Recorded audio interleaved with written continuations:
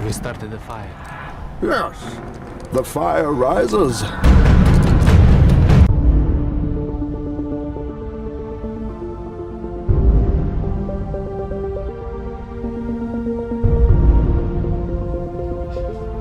come you don't want me, man? I have failed this city. Today we face the monsters that are at our door and bring the fight to them. We will not go quietly into the night. We will not vanish without a fight. This day we fight! That's how winning is done.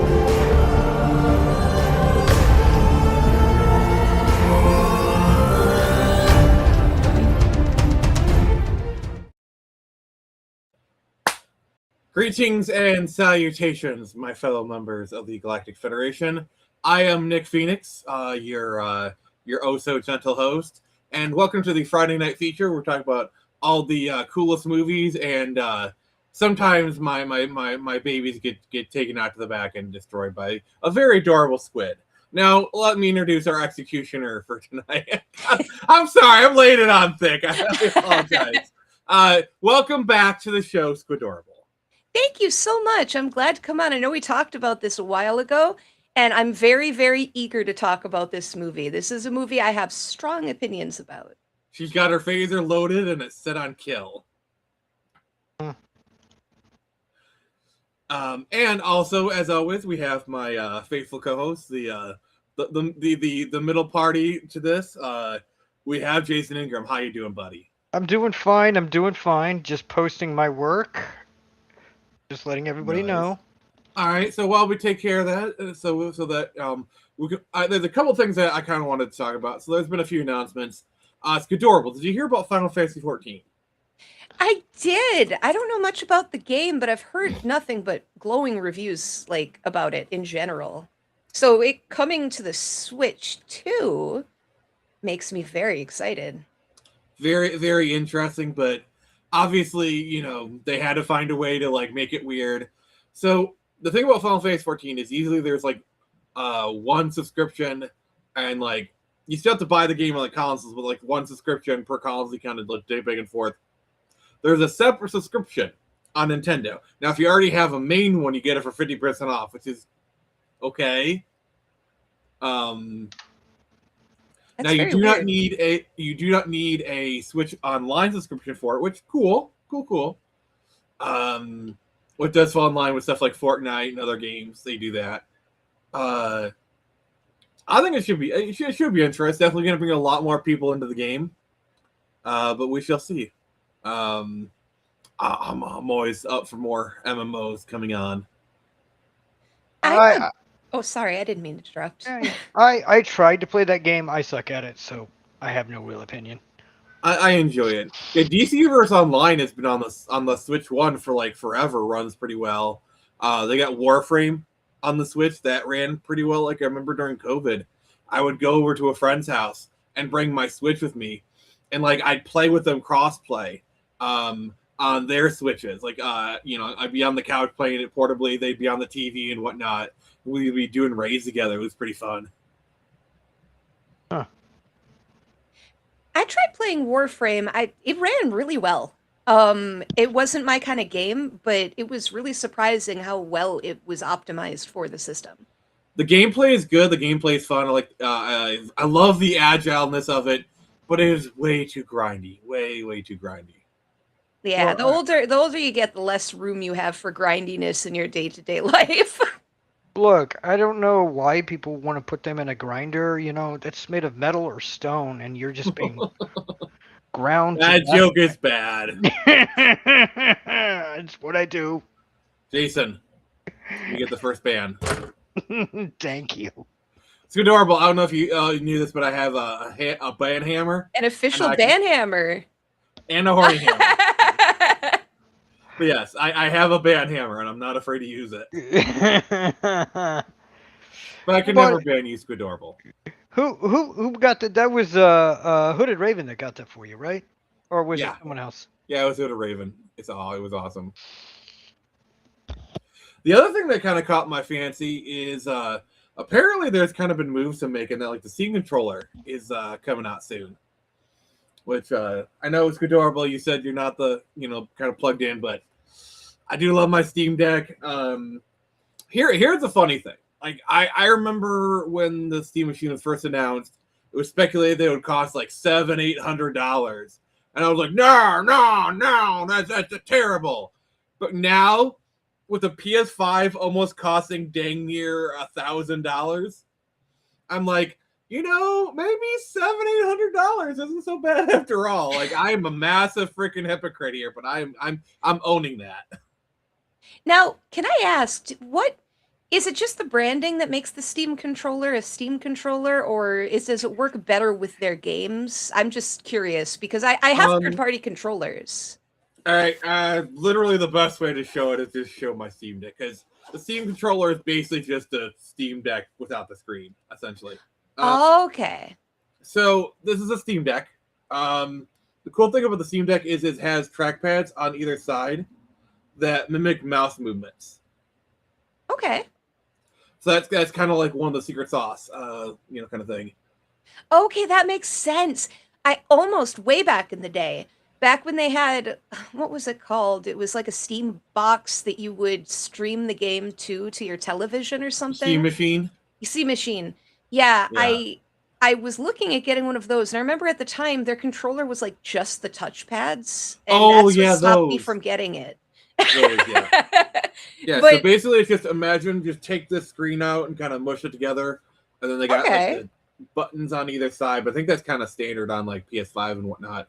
And also this, like, for a thing, like, I think I like what the Steam Deck is for a console that's like really huge. For example, here's my cell phone. Okay. Just a comparison. That doesn't really show it. Gosh, I would show my Switch Lite, but it's like all the way over there. I'd have to grab it. But anyway, it is surprisingly comfortable to hold, and that's the thing. That's the thing I didn't like about my Switch is it actually hurt my hands because there's not really any grips. I don't know if they fixed that for the Switch 2. I heard they did, but the Steam Deck has like massive grips on it, and it makes it really comfortable to hold. Yeah, though for the Switch 2, I don't think they really fixed it. I have a case on mine that has grips, so Basically, I kind of compare this to the Wii U gamepad. Like, from what I've been told, the Wii U gamepad is really comfortable to hold. And the funny thing is, the sticks. Okay, this is just being a Steam Deck infomercial. I'm going to stop right here. No, please continue. Inform me so that I can buy one later. They're actually, I mean, unless you get, you can't really buy them new at the moment unless you buy them in the used market.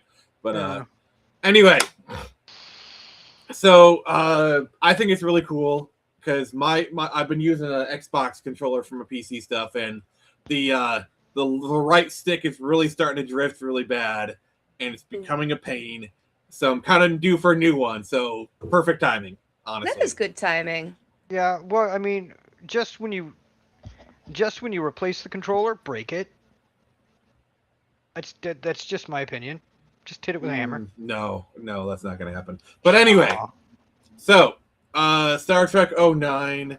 This movie, I found this to be a movie really, really interesting because this was the first full reboot of Star Trek. Because you got to remember, when the movie came out, we are 4 years removed from the end of Star Trek Enterprise, which is like the last official continuity thing. I think the last movie was like 03, 02 for Star Trek Nemesis. Yeah, I believe so. Sounds about right, yeah. Which, by the way, the villain is a young Tom Hardy in that. I don't know if you realize that. I still have never seen Nemesis because I know what happens in it, and I don't want it to be canon in my head. So here's the thing. Okay, there's only two. There's Generations is okay. First Contact. Oh, sorry, I flicked you off. Were the only knowledge of Trek I had. Fair enough. Yeah. First Contact is freaking amazing, and the train is just going off. So That is one of my favorite. That like to me, that is my favorite Star Trek movie. Is First it is Contact. mine as well. So Yeah. just to kind of give you a thing, I consider myself to be a casual Star Trek fan, more of a Star Wars guy. But I watched Voyager with my dad as a kid. I've watched TNG on and off. Star Trek First Contact is my favorite movie. Wrath of Khan is amazing, but that's kind of like the normie pick right there. But I think I watched some Enterprise.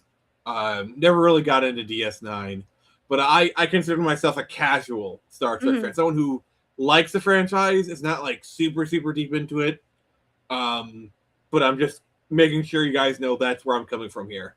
Squidorable, where do you come from? Well, I got back into Star Trek I got into Star Trek. Sorry, back when UPN was on the air and Deep Space Nine was airing. Oh, I remember those times. Yeah. And so that's when I first got into Star Trek. Then I kind of lapsed out of it, and then I fell heavily back into it when I was rewatching Deep Space Nine. And we'll get into it with the movie, but the reason that I have such strong feelings about it is partially I'm a lore fiend. I've read the Rihansu books, which are all about the Romulans.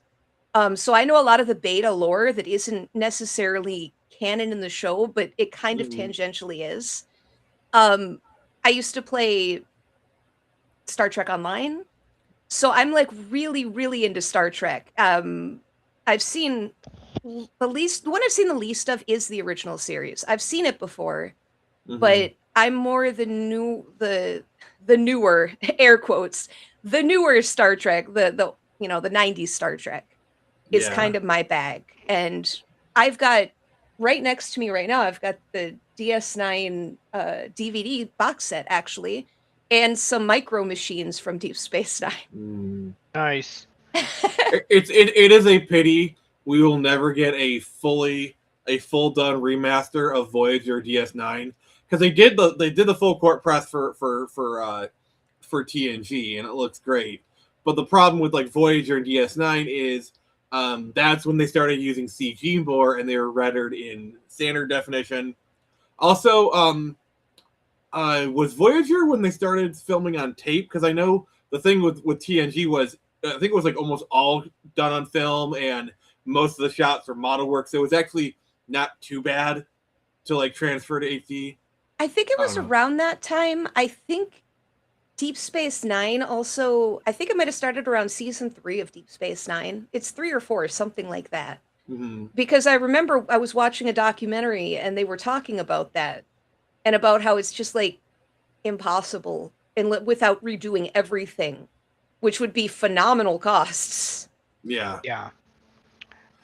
So for those who don't know, when it comes to like remaking shows, really the dividing line is, was it done on film or was it done on tape?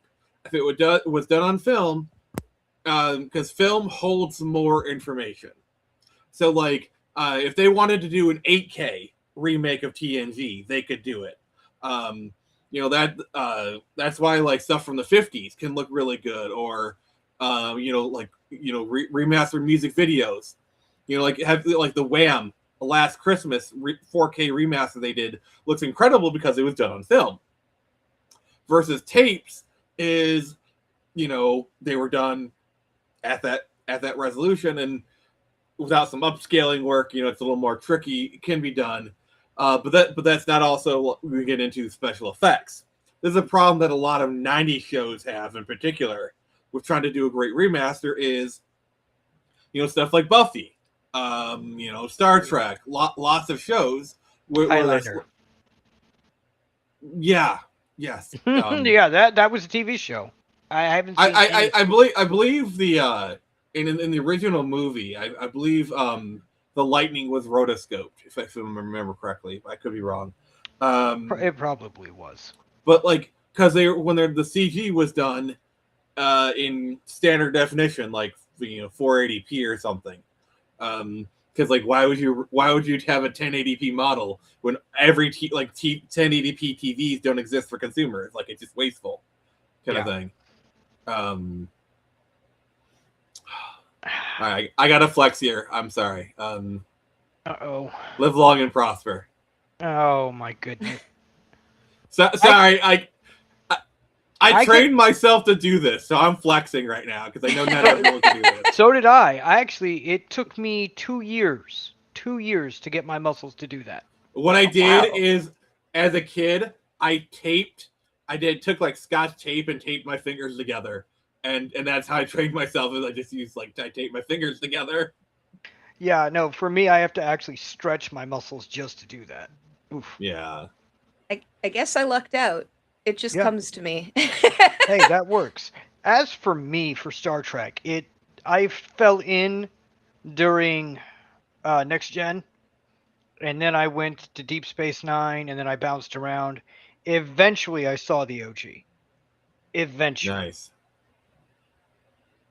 But obviously, I've seen all the movies. Let us not talk about whales. For the love of God, let us not talk about whales. And let's not talk about the time that they met God. Oh, for the... I've seen that movie. I've seen that movie. I don't even know if that was the one that was directed by Shatner himself. Yeah. Sounds like it. Anyway, I feel like this movie is kind of one of those things where, if you just view it as a surface level kind of thing, everything seems fine. The characters seem to like it looks good. The characters seem to interact well.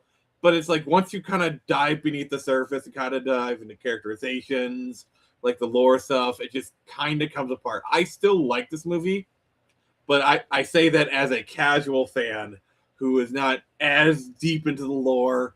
Even I have problems. But Squidorable, I've talked enough. Tell me, what do you think of this movie? I hate to use the word hate, but I hate this movie. Which is actually, it's funny talking about this movie, the way that you said that you first understood the movie because you're more into Star Wars, you're a casual fan. You liking it makes perfect sense. Totally fine for you to like it. I get it. When I saw this Yeah. movie, the one thing I took away from it was, boy, J.J. Abrams would make a really good Star Wars movie. That's how I felt at the time. Turns out I was wrong, but at the time... But it's very clear he wanted to make a Star Wars movie. Yeah, very much so. So I came out of that movie honestly pretty angry the first time I saw it, Star Trek 2009. To me, it felt like it took the franchise and just... Sorry, I hope you didn't hear that. I forgot I have my Mario talking flower over there. Sorry if he Okay. came through. Okay. It kind of took the franchise and warped it into something that was It warped it? unrecognizable. Sorry. That's how I feel about it, though. It changed it into something that I didn't recognize as Star Trek, and so I took that pretty hard. But like I said, I'm not going to get mean about it or anything. I understand liking it, especially if you're not really into the deeper lore and stuff. Yeah. I totally get it. One thing that I was kind of thinking about upon further reflection is, I was gonna say, well, the actors did a really good job of embodying the characters. I was gonna quote the story of Leonard Nimoy seeing Carl Urban as Bones. He's like, oh my god, it's like I'm seeing DeForest Kelly or whatever. But then I kind of thought about it some more, and I realized these aren't really the characters. They are the fanon interpretation of the characters. Like take Kirk, for example. People view Kirk as this wild card, this philanderer. He'll sleep with anything. He's a cavalier person, and he is that in spots. But he's also a freaking nerd. He's also very thoughtful. Spock. Granted, a lot of this it's a younger Spock, kind of thing. But I don't know. Spock, I feel like Zachary Quinto was playing a little bit too, dare I say, Sheldon. Yeah, part of when it comes to the characters, what you're right, and then what they kind of did is they Flanderize worked them down. Yeah, they worked them down to just what the popular notion was of the character. Spock has no emotion and then he gets angry. Kirk sleeps around and does what he Uhura wants. is literally just an object to be kissed. Like, Yeah. Like, she does a few things, she's just caressing Spock's cheek or whatever, but, like, that's literally all she is in the movie. And I'm not trying to be like... And I like Zoe Saldana. I think she did great with what she wish we had to give her, you know? That's exactly what it is. Honestly, I will tell you, this movie, I hated Chris Pine when I first saw this movie. I hated Zachary Quinto. I saw them in things later when they were directed by other directors, and I was wrong. Zoe Saldana, she's amazing.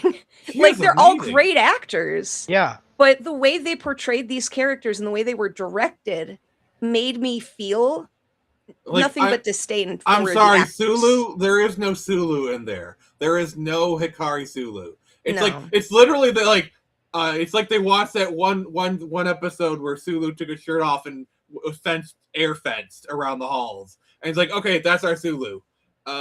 Yeah. Chekhov is funny accent guy. Yeah, what do people know? What do people know who turned on the TV once or twice and maybe saw an episode? Oddly enough, the only person who actually kind of dials in right is Scott. Is Scotty. Like, I feel like he actually gave a actually really good Scotty performance. Oddly Simon enough, Pegg. Simon Pegg. I think that's probably because he's a huge freaking Trekkie and he knows the characters. Yeah, he you knows wrote the the guy- third movie. You know But, what? okay. I love the third movie. I'm just gonna throw that at you. I like the third movie because it knows exactly what it is. It got the Fast and the Furious guy. It's Star Trek. It's Too Star Trek, Too Furious. It knows what it is. The movie knows what it is, and I the only problem I have with a third movie is they made Sulu gay, and it was so bad even George Takei actually spoke up about it, kind of thing. And Yeah. That was unnecessary, and it just didn't fit the character. Like, not that he had a character. He didn't really have a character in those movies, unfortunately. No. I will say this. The one that you're right about Scotty. You're right. But the one that I kind of saw did it second best is McCoy. Oh, I love Carl Urban. Carl Urban is such a... I've been crushing on him since the mid '90s. He is. on Since he was Xena. Cupid and he was Caesar. Yep. Yep. I He was don't know. big I don't want to know crush. how many times you've seen The Bourne Supremacy. You know what? None. I've actually never seen it. You know he's the villain in that, right? I don't. I never knew that. Well, I guess she has to see The Bourne Supremacy now. Yeah. If anything, if Carl if Carl Urban isn't anything, 100 times more interested in it. The Bourne Supremacy. He is a villain in The Bourne Supremacy. Nice. That's cool. But yeah, I mean, he carried the Doctor's persona.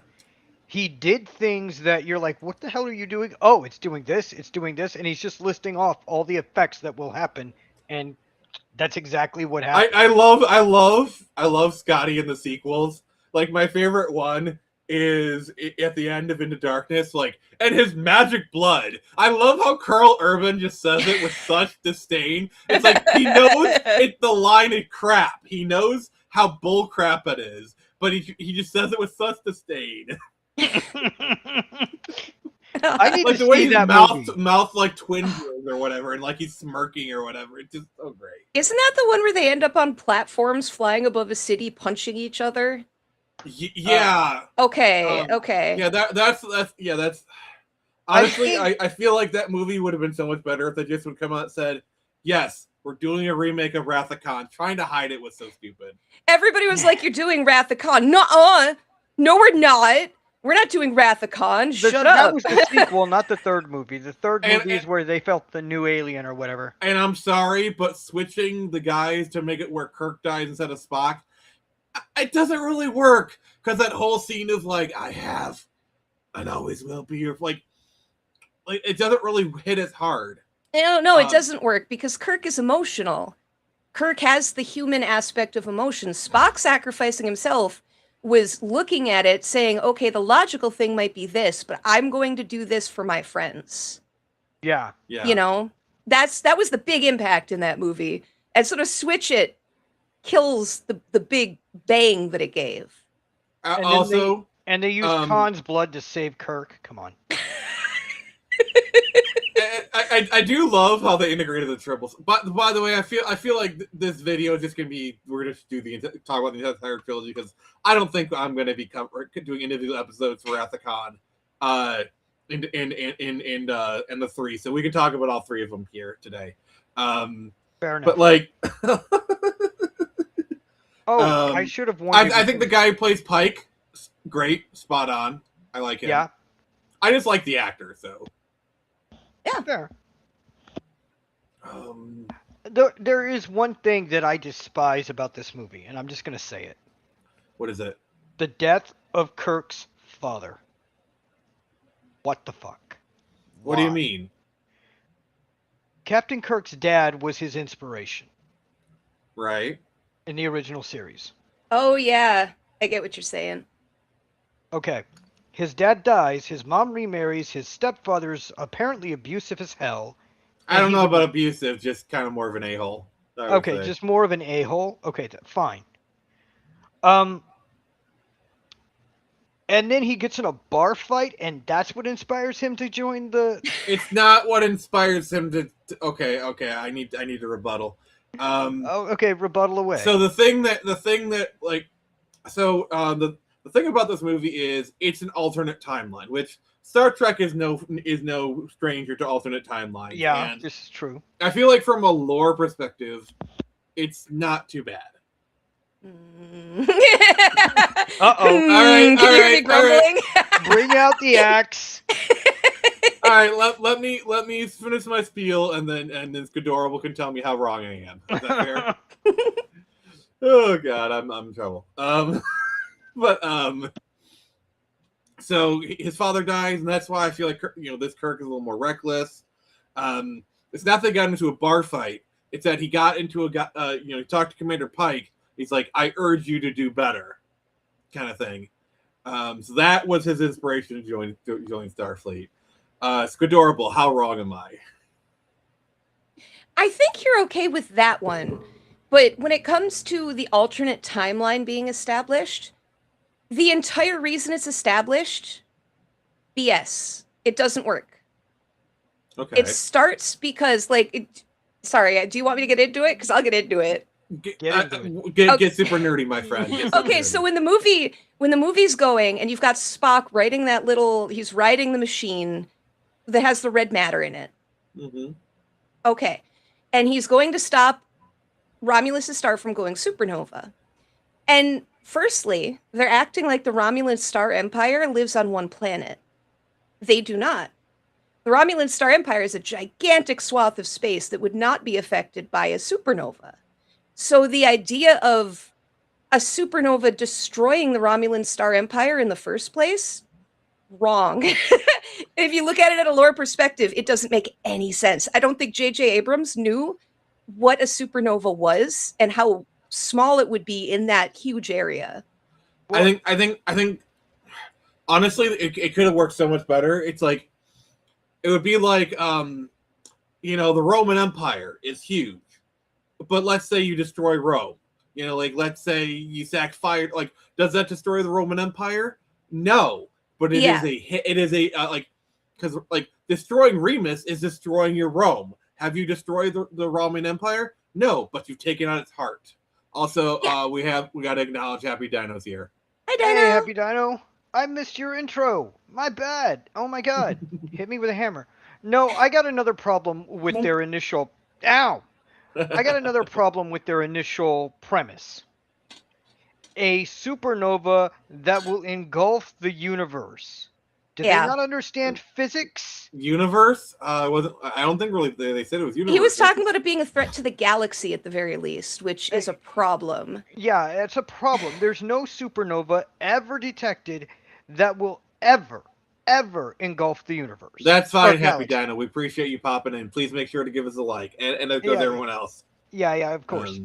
But I'm sorry, there's no supernova that can engulf the galaxy or an arm of a galaxy, which is where Star Trek takes place. At most, a solar system takes at most a star-going supernova takes out a solar system at most.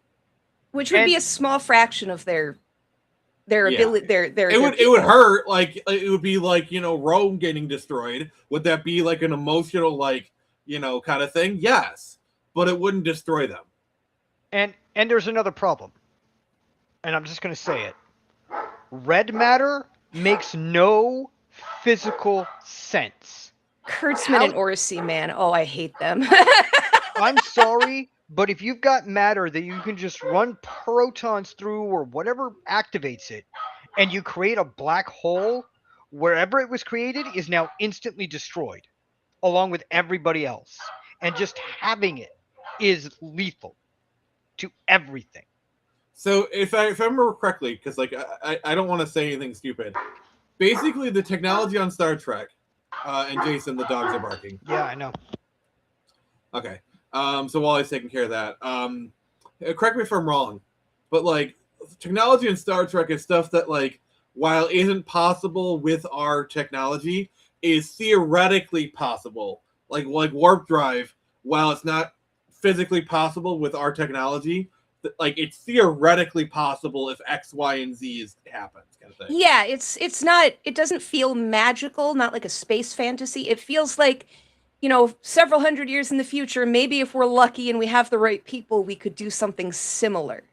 Yeah, because I was about to say, I was about to do the standard excuse you don't believe red matter, it doesn't make sense, but warp drive does, kind of thing. Actually, there's a Frenchman who came up with an idea of how it works. Yeah, I understand. You might not have heard the kind of thing, but Happy Dino says, just living at this, I think JJ killed the Romulan Empire because they're too smart to get right. I mean, to be fair, if that's the case, that's also probably why he killed the Vulcans as well. Oh man! You know what though? Talking about the science and the red matter, clearly the people who wrote it don't know science, because if you look at, do you remember the second movie in the very opening when they're doing the thing, and there's the volcano, and they use cold fusion, and it freezes the volcano? Cold fusion. Oh yeah. Sorry, that's like a running joke. I'm sorry, that's like a running joke on these streams about the secrets of cold fusion. So you kind of stumbled into some lore. I keep dropping the joke of Nick's about to discover cold fusion. Don't worry about it, guys. But I think were Kurtzman and Orsi did they write this? I'm trying to remember who wrote it. Let me see. I don't know who wrote it.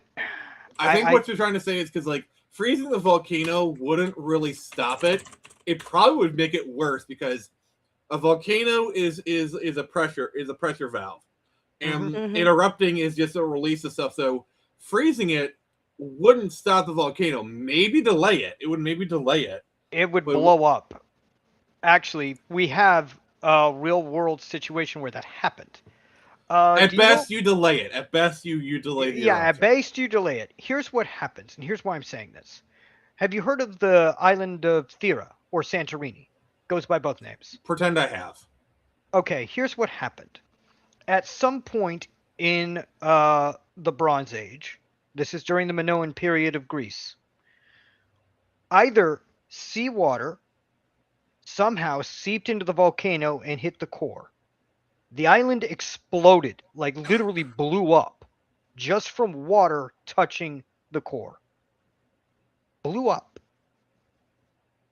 You can look at the island now, and you see the volcano reforming in the middle. But you got these two chunks of islands that were once connected by a landmass. That's what happens when you put really cold stuff in the core of a volcano. Yeah. It blows up. It's not friendly. Here's how we can fix it all. Just write an episode where the Neros go back in time and holding. Here's the other thing. So they arrive 25 years early, and they just wait. They don't do jack all. They just also they don't age 25 years. They come in. They don't age at all. It would be one thing if it was like, all right, we put ourselves all in cryopods for like 25, 24 years or something. Okay, fine. You know, like, oh, we put ourselves in stasis and we hit in like kind of thing. Like, okay, fine, that works. But they didn't say that. He's literally just like sitting down, like watching his family for 20. Like, that is such a huge plot hole. Yeah, it is. The entire. It is Kurtzman and Orsi who wrote it. They're the ones who have been in charge of Star Trek since then. So Discovery, Picard, Starfleet Academy, that's all been them. You do realize the only reason Picard season 3 was any good is because Kurtzman was away on something else, so like another guy was able to come in to do that, and he made it like the big kind of TNG reunion. That's why season 3 of Picard is only as good as it is. Yep, and that's why I feel the way I do about the third movie in this reboot universe, because they had no part of it. It was Simon Pegg writing it with a friend. Yeah, and they had Justin Lin was the guy directing it, who did a lot of the Fast and Furious movies, and it shows. Like the third movie has a lot of Fast and Furious energy. It is both dumber than the first two movies, but at the same time it kind of works because the movie's not trying. It like fully embraces, you know, the action-y stuff, and I think it kind of works better for it. In a way, I feel like the characters are closer to their original selves in the proper universe in the third movie. I think Simon Pegg wrote them more subtly. I don't know how to put it. But like Kirk feels more like Kirk, Spock feels more like Spock, Bones feels more like Bones. Everybody just feels more like the actual characters and not the reboot characters. And it's not a deep movie, but that's how it felt to me when I saw it. I'm sorry. The way they the way they destroy they destroy the enemy with the power of sabotage by the Beastie Boys, and they're literally surfing on the sound waves. It is so freaking stupid, so freaking dumb, but god dang, do I love it! It owns it. It owns it, and that's why it works. That sounds better than this movie. All right, I need to see this movie. I'm buying it. Okay. Here's what I'm going to do for you, Jason. I'm going to, I'm going to get the scene. I'm going to send it to you, and I want you to watch it on the stream, and then tell us what you think afterwards. All right. I'll do that. Oh, I own it on Blu-ray. It's the only Star Trek movie I own on Blu-ray. Huh. Are you sure you don't want to buy the one about whales? Come on. Yeah, if you're a Star Trek fan, you have to put yourself through the torture of that movie. You know, I've never sat through that entire movie. I have, actually. It's been 30 years since I've seen it, but I've seen it. I've seen the fourth one a lot. I don't know why. It was always on television when I was growing up, and my mom had it on TV all the time, and I have no idea why. But that's the only one I like. On Discord. Yeah, all right. I'm gonna mute myself for a bit. YouTube. All right, so Jason's gonna be indisposed for the next few minutes. Okay. But talking about the other movies, I think Benedict Cumberbatch was probably the best actor they could have gotten for Khan. I think the script kind of lets him down a little bit, but I believe he salvages it to a degree, but even he can't make some of that stuff good. What's really funny, he's a great actor, but Khan is supposed to be Indian. The character was played by I think is Ricardo Montalban. Is he Spanish or I think so. Latin American? I can't remember. He was the Love Boat guy. But like they put him in heavy tan in the original series. He was supposed to be an Indian guy. That's why his name is Khan. Yeah. So casting him as a pale British dude sat wrong with me, and not because I think it's racist necessarily, but if you're gonna have the character of Khan, who's supposed to be an Indian, why is he visibly very British? Yeah, he spoke, yeah.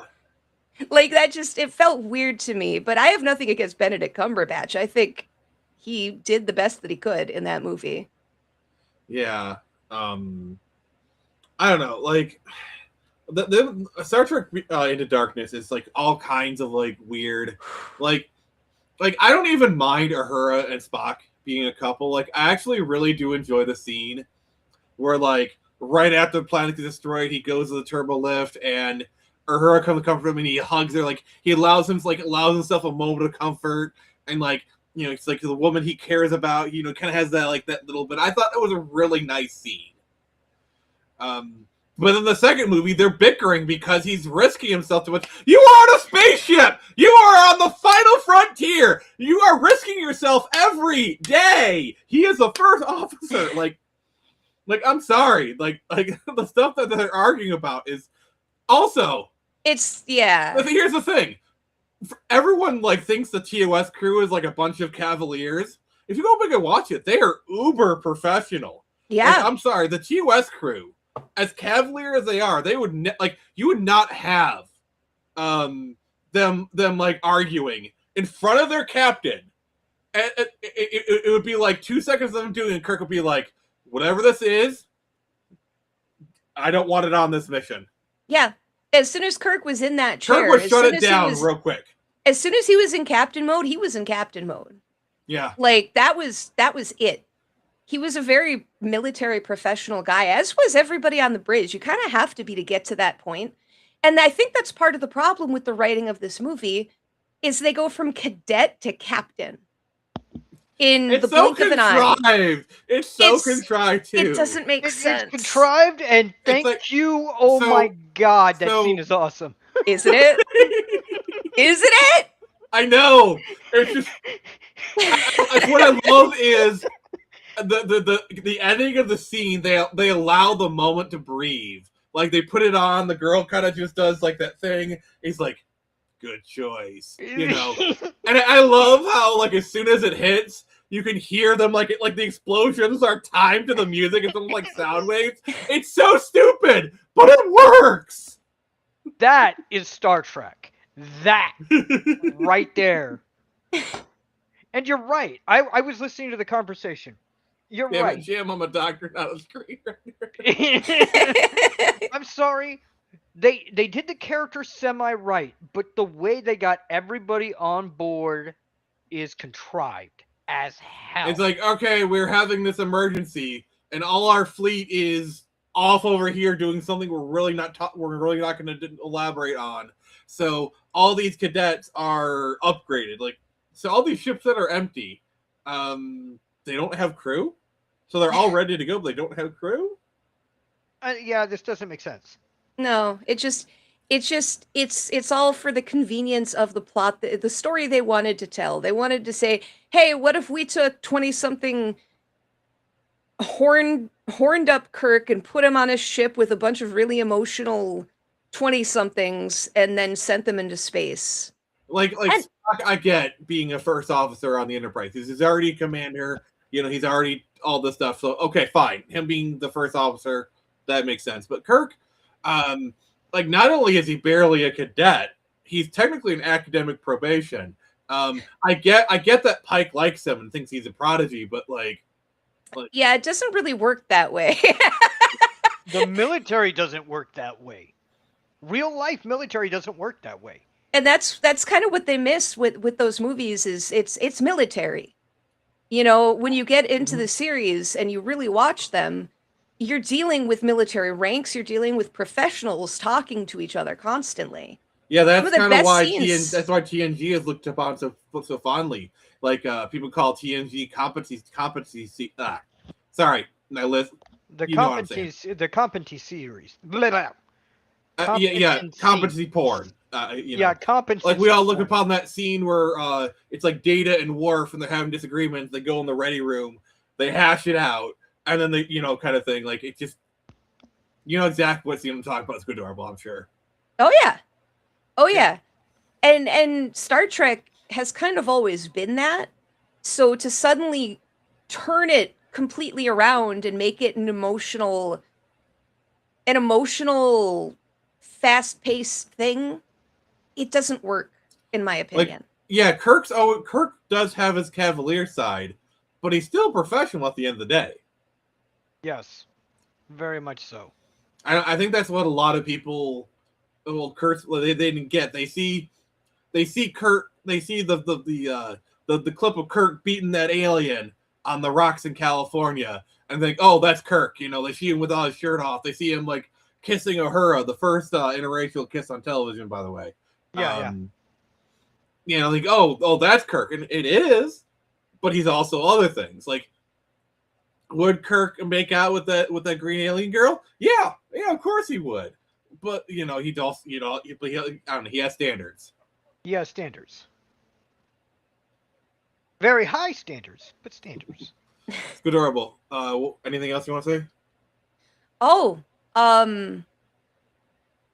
gosh, I'm going down the list in my head. Hold on a second here. Okay. Well, File while number you think 3 about it, million. I'm going to read this comment. Okay. All right. I want a Star Trek where somebody does something wrong in the end of going to jail, but their punishment is to be a captain of a brand new Starfleet.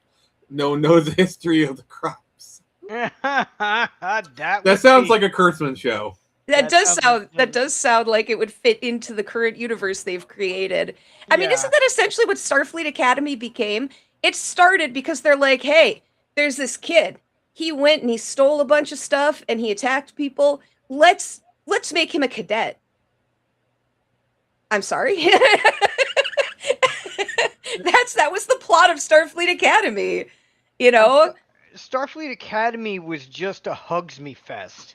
I tried watching Sexually Transmitted Disease. I mean, Star Trek Discovery. But like, it is like the worst of these movies, but without any of the good writing. Yeah, Like, it's like if you take it and distill it down Brenna- into Michael Brenna is 100% a totally is my totally original OC. Please do not steal. Like, it's a male name on a female. She's a prodigy. Also, she's Spock's sister. that whole thing. You know, okay. You just broke me. Also, What? they turned Yeah. the Klingons. They turned the Klingons from proud warrior race to space Germans. That is not. And that Okay. kind of ties into part of my problem with the way this movie handled Romulans. I'm a big, like I said, big lore fiend. I love the Romulans, right? Yeah. They had, okay, so from the original series up into TNG, races changed the way they look. Mhm. Romulans looked super Roman. Then they looked more like Vulcans, but with head ridges. It all Yeah. makes Yeah. sense later down the line. You get what, like, the final version of them is kind of what came in TNG. It's like, why am I blanking on his name? The creator, Gene Roddenberry. It's like he finally figured out what he wanted to do with the races and got them lined up for TNG, how they're supposed to be. So why did they change the Romulans to be covered in tattoos? Why did they change their ships to look like factories? We have an established like 10, 15, 20 years of this design that we understand what a Supposedly- Romulan is. So I think I remember hearing somewhere, supposedly in the supporting material, they say the ship uses Borg technology. Also, the only thing I want to note is Nero is clearly acting independent of the Romulan Empire. Like, he says, me and the Romulan Empire haven't seen eye to eye in some time. So, like, what he is doing is not reflective of Romulans. It's his own actions. I just want to make that like part clear. I get that from the movie, but I have one gigantic problem with what you just told me. You're What? telling me the Romulans stole tech from the Borg, and I they- don't know. I read No. it. Yeah. I don't It was know. a comic book, I think. Yeah, they tried Yeah. to justify it away by putting out a comic book that was like, oh, they ran into the Borg and now it's got Borg technology. It's like, no, it's just not a Romulan ship. They really doubled down on that if you watch Picard, because apparently there's like this like derelict Borg cube. The Romulans are running it, you know, kind of thing. So they really ran with that idea. Okay, first of all, the Borg don't abandon. They're rehabilitated. There's like Yeah. Borgs that rehabilitate. Oh God, we broke him. You broke me. You broke me. The Borg are the end-all, be-all, big bad of Star Trek. I am Period. really glad this series never did the Borg because oh my god, like they don't have the capability of doing the Borg. No, I think it would be too subtle. They wouldn't know how to do it because it wouldn't be exciting enough for the popcorn audiences, you know? No, The Borg is suspense horror. Yes. It's basically like the Borg is a zombie movie. Whenever the Borg are on the villains, it's a zombie movie. You know. Some of my favorite parts of TNG are when they go over onto the Borg ship and they're walking around and the Borg don't see them as a threat yet, so they're not attacking them. It's a time and so bomb. they're scanning things. Yeah, and so it's like, when are they going to go off? When will they register that this is a problem? Or like, how many shots are you going to get before they adapt? Yep, You know, before kinda thing. Like, before you got to you know, change it's your like- face it's like- or frequency. Yeah, and like how many times like oh, they've adapted. You know, it's like you're taking down a few of them, and like, oh, my shots aren't working, and you know that's gonna happen. It's the Borg. Oh god, I feel like they're some of the best villains in fiction, just because it's a masterclass in dread and suspense with those characters. yes. Mhm. It's like watching Jaws, but human form. I'm not kidding. See, and the thing is, they're really not that powerful, like on their own. But it's the collective, it's a swarm, and it's also their tech. Yep. Yeah. You've got the queen in charge of all the underlings, and each cube works independent of each other. They're not collective. They can work collectively, but that's not their thing. Yeah. I don't know. I'm just thinking of how much I love TNG and Deep Space Nine right now. Exactly. But I will say though. So the Borg was a TNG invention, correct? Yes. Yeah. It first showed up in TNG. You know what I would love? Like I would love it if one day they did like an animated movie of the TOS crew encountering the Borg. I think that would, you know, like just hire new voice cast for the entire crew. Have it be 2D or 3D or whatever. I think that would be a really, really interesting movie to see how like Kirk, McCoy, or whatever would respond to the Borg. That would be a really cool movie. It sounds like it would be cool. Part of the problem with that is that they can't move fast enough. Like TNG Enterprise goes faster than the original series Enterprise by several factors. Mm-hmm. So, Hey, Venkman. I don't No, you know did that not. they could No, outrun no, them you in the didn't. first We're place. We're getting in the good parts. We're tearing apart the movie right To now. be fair, the Borg warp coils are so. Thank you, Venkman Fan Club. The Borg warp coils are such an order of magnitude faster Mm-hmm. that there's a whole plot point in Voyager where they were trying to get a Borg warp coil, and they succeeded, but eventually burnt up. But it saved them 10 years off their journey. That's how good a Borg warp kind of thing happened, and that's by like the TNG era. Essentially. Yeah. Sorry, I had to drop into the YouTube and give you a like. I'm sorry. Thank you. So yeah, like the TOS crew encountering the Borg, I think would be really interesting. They would be outclassed by a magnitude unimaginable. But Oh. seeing them get away would be interesting. Yeah, like the problem solving of how are we going to do this? Like, we've Yeah. got this amount of time before they show up. What do we do? Yeah. But yeah, I think that would be kind of interesting. That's why I loved First Contact, because First Contact is a real such an outlier among Star Trek movies. Like it kind of balances. It's a horror movie, but it's also like an action movie.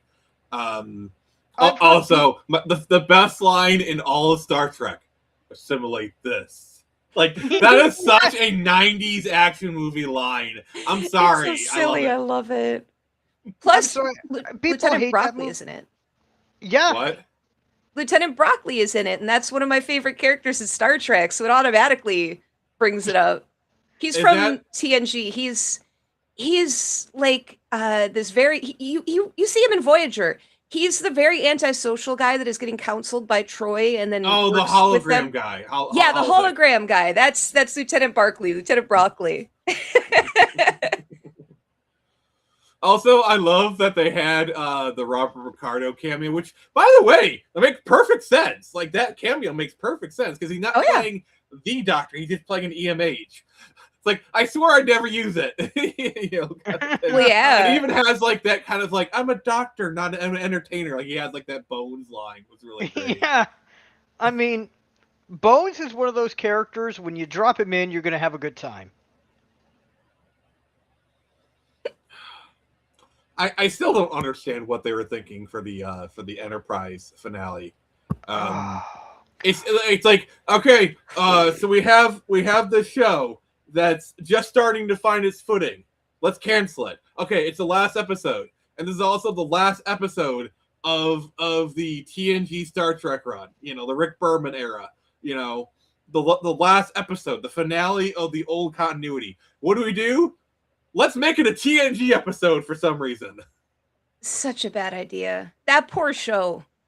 It figured itself out. It got amazingly good, and then they axed it. And it's a tragedy because it had everything it needed. It was ready to just take off. Every Star Trek in the TNG era and beyond, they have a season or two where you're getting to know the characters and people are finding their footing. TNG. Go back and watch TNG Season 1. Is TNG Season 1 watchable? No, but it is definitely subpar. There's a reason why we have the trope of growing the beard. Yeah. DS9's the same way. There's like one of the best episodes in DS9 is in the first season, but everything else, it's a little rough because the actors are finding their footing, the writers are finding their footing. They don't quite have it worked out yet. So poor Enterprise never had that chance. When was the Borg finale for TNG? Was that end of season 2 or end of season 3? I think it's end of season 3. It's been a long time. Like people say the show didn't find its footing until that. Best of Both Worlds, part 1 and 2. Yeah. Yes. And that's season 3. That's the end of season 3 going to season 4, you know, and that's TNG. Is it season 1? Is that I'm trying to remember if it's season 1 or 2 of TNG where they just find the planet full of African people. Yeah. I mean, don't get me wrong. Season 1 has the episode where everyone gets really freaking horny, and like Natasha Yar sleeps with Data. I love that they reference that in First Contact, where it's like, how long has it been since it's been intimate? And he's like naming it off, and I think if you like line it up, it lines up with that episode. Yeah, that's actually a really important part of a very good episode. When it's about the humanity of Data and if he's a person or not. And that actually comes back and is used as like he has affection for Tanya. So he's a human. Tasha. I'm sorry. No, that's okay. No, they talk about how he has affection for Tasha and he remembers her very, very fondly and because of what happened. Yeah. So they actually took a silly thing and made it have gravitas later on in the show. That's how you do it. Well, and you know, it's also fitting that if it's the character I'm remembering, correct me if I'm wrong, but Tasha's the one character who went back in time to die. Yes. That ending of apparently that there's like conflicting reports. Like I know like Rick Berman has one story for like how she left, and like you know the actress has another. I'm kind of more on the side of the actress or whatever. That's fine. It's just this is the way I remember it happening. Yeah, because like she left because like they weren't really good any good material, and to be fair, they really weren't. Yeah. And I think it was probably a good thing because Natasha Yar leaving is what allowed Worf to come to prominence. That's very true, and Worf became a very important character. He really became like the heart of 2 series. Which, you know. Yeah, it was her sacrificing herself, and I'm talking about the character, not the actress. The character dying reset the timeline and allowed the Worf to become allies, not enemies. That was massive in Star Trek. I think probably my biggest problem with TNG is, I'm sorry, it's Wesley Crusher. Like, why? Like he was so useless. And they tried so hard to make him relevant. Eventually, like, just get out of here. Get the F out of here. That was part of Gene Roddenberry's writing, I think. And unfortunately, sometimes what he wrote was Wesley was kind of his self-insert. Oh, It was that all kind of makes his sense. self-insert as a kid. And so once Gene died and the series continued on without him, you notice that's when Wesley kind of vanishes. He gets taken off by the dude who the space pedophile, as people The call him. Travelers. Pardon. Travelers. Yeah, the Traveler. And then you don't see him for a while after that. And I think that's part of it, is they were like, this is one of the things that Gene was really wanting, and it just didn't work. The So character fun just doesn't work. story. So Gene Roddenberry was always against space pirates being in TNG, and so like after he passed, I think it was like a season 5 episode. They did a space pirates episode. So whenever they are in the office, there's like this big bust of Gene Roddenberry. They put a bandana around his eyes whenever they're in the office, discussing it. Just kind of like, I'm sorry, Gene, funny. you don't have to see this. Yeah. Yeah, No, no, that's sorry. good. Now, Gene was a brilliant guy, but there was just sometimes stuff that didn't work. He was kind of like George Lucas, honestly. I was about to He say needed that. someone to rein him in. I think Rick Berman was a net positive on Star Trek, but like Gene Roddenberry, he got a little bit long in a tooth, and his own little eccentricities kind of got in the way eventually. Eventually. But like TNG was kind of a fertile breeding ground for a lot of writers. Like, for example, the Battlestar Galactica guy. Oh, yes. What's his name? I know it's like...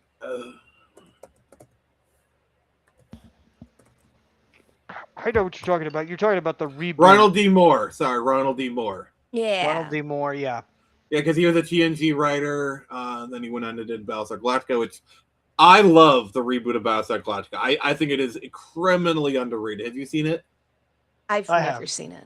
Bits, not all You of it. need to see it. It is so good. Because it's one of those things where, like, there are so many actors that you recognize in. Like, Katie Sackhoff is in it, Oh, she really? plays- yeah, she's Starbuck. Michael Hogan is in it, who does a lot of voice acting, especially like he plays General Tullius on Skyrim. It's got so many great actors. Like, you'll recognize a lot of people in that show. Yeah, that's one of those shows that there's a lot of that era of sci-fi that I wasn't into sci-fi at the time when it was coming out. So it was, unfortunately, I don't know what I'll find the time to go back and watch like that and Babylon 5, and I want to watch Well, you're gonna get a Sequest, and I time wanna traveling watch- machine. You're gonna go back. Sequest DSV. Oh my god, Sequest that is a DSV. series that I've always wanted. Like it was like I remember like seeing commercials for it as a kid, and I never got around to watching it. I never knew it existed. Call it a sin if you must. But yeah, Battlestar Galactica was a show that I discovered in the later 2000s on like the DVDs. That's the other thing I think that really helped that era was a season would come out, and then like a year or so later, you get the DVDs, and so people could like get the DVDs from their library or rent them. Like, it was a great way to discover shows was to watch the DVDs. That and piracy was in its high day back then. Oh yeah, I mean, yeah, obviously piracy was a thing. Yeah. I mean, and there's still great sci-fi shows. Like, everyone says The Expanse is really great. I probably Yeah. need to watch that at some point. I need to watch it at some point. I think I They're watched com- the first season, but I remember like nothing about it. I remember Space Mormons. That's all I remember. They're actually coming out with a video game Yeah. regarding Really? The Expanse soon. Interesting. We're not talking like, oh, they're working on it right now. No, they were secretly working on it for years, and it's now coming out. So here's my question. Obviously, they're doing a reset on Star Trek because like they can't, because Kurtzman's contract. So the Kurtzman era is over. The Kelvin timeline is done. Like, it's it's buried now. Obviously, they're going to do new Star Trek in the future. What do? I want them to never do Star Trek again. I know they're not going to do that, but that is in my heart of hearts. That's what I want, because I don't think they're ever going to get it again. My suggestion is maybe do a Titan show with like Riker on the Titan, and like just boot it back to main continuity, and just say all the Kelvin timeline stuff never happened. It was a fever dream or something. Well, no, they actually have a workaround about it. You have to watch and know Next Gen to get it. Sorry. There's actually a starship that makes sure the continuity of time is not breached. Yeah, that's actually the whole Department of Temporal Investigation stuff. That's why I don't understand why the Kelvin timeline happened in the first place. Yep, there's She and I are about to go into this. No. Before you guys get super nerdy, I have to say this. For the love of God, get William Shatner in a Star Trek show while he was still alive. He loves Star Trek. If they asked him to do something, he would do it. He is in Star Trek. You don't need to do stuff. Just have him walk on, say some stuff, and then leave. You know, he is still alive. William Shatner is still alive. Once he's dead, you lose an opportunity. Bring him back for something, for the love of God. Sorry, I need to say that. Okay, now we're going to get nerdy. Okay, go ahead. There is the timeline continuity portion. Here's the thing. They have multiple times, both in Deep Space Nine and Next Gen, done episodes regarding this organization. Because somebody was about to destroy the timeline. Period. This ship can go as far back as they need to. All the way back to, who cares, the Stone Age. They can do that. Which means, step one, that Romulan ship going through a black hole to jack with the timeline would have never happened. Yeah. Never would have happened. That's one of those things that just not having the knowledge of Star Trek, like they clearly didn't. They didn't know what they were doing. They didn't care.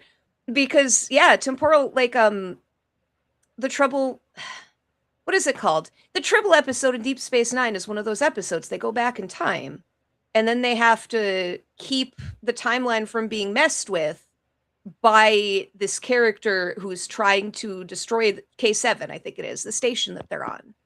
And the crew has to go stop them while not disrupting the original episode. And it's actually a really good episode because they take the characters and they put them in the original series, like Forrest Gump style. Yeah, and I think they're actually in an actual episode of Star Trek too. Yes. Mm-hmm. That's the thing. You get that whole organization's entire mentality is to not have the timeline be destroyed, because doing that would alter reality itself. That's why Venkman's got the save here. More tribbles, more trouble. Yeah. Yep. That's the whole premise. And another thing, so the ship from Beyond that Idris Elba's character is from is pre-timeline split. Okay, so it's like main continuity. Why does it not look like a, because I mean that's kind of the other thing is, so the Enterprise of this does not look like a TOS era ship, not at all. No. The glass windows pissed me off. Yeah, I'm sorry. You can make the argument like, oh, because of the timeline. I mean, that's kind of bullcrap, but let's pretend that works. Let's pretend. So, by that logic, the ship they find is pre-timeline split. It should be like lock and step with the main continuity, but it isn't. Yeah. It is in a way, because it is similar to an NX, if I'm remembering correctly, which is what was an Enterprise. Yeah. So it matches. I believe it was a Constitution class. The Enterprise, like the TOS Enterprise Constitution class. I believe. Yes. The ship in Beyond looked like the Enterprise in Star Trek Enterprise, which happened before TOS. So Okay. that I was actually 100% okay with that. That made me really happy.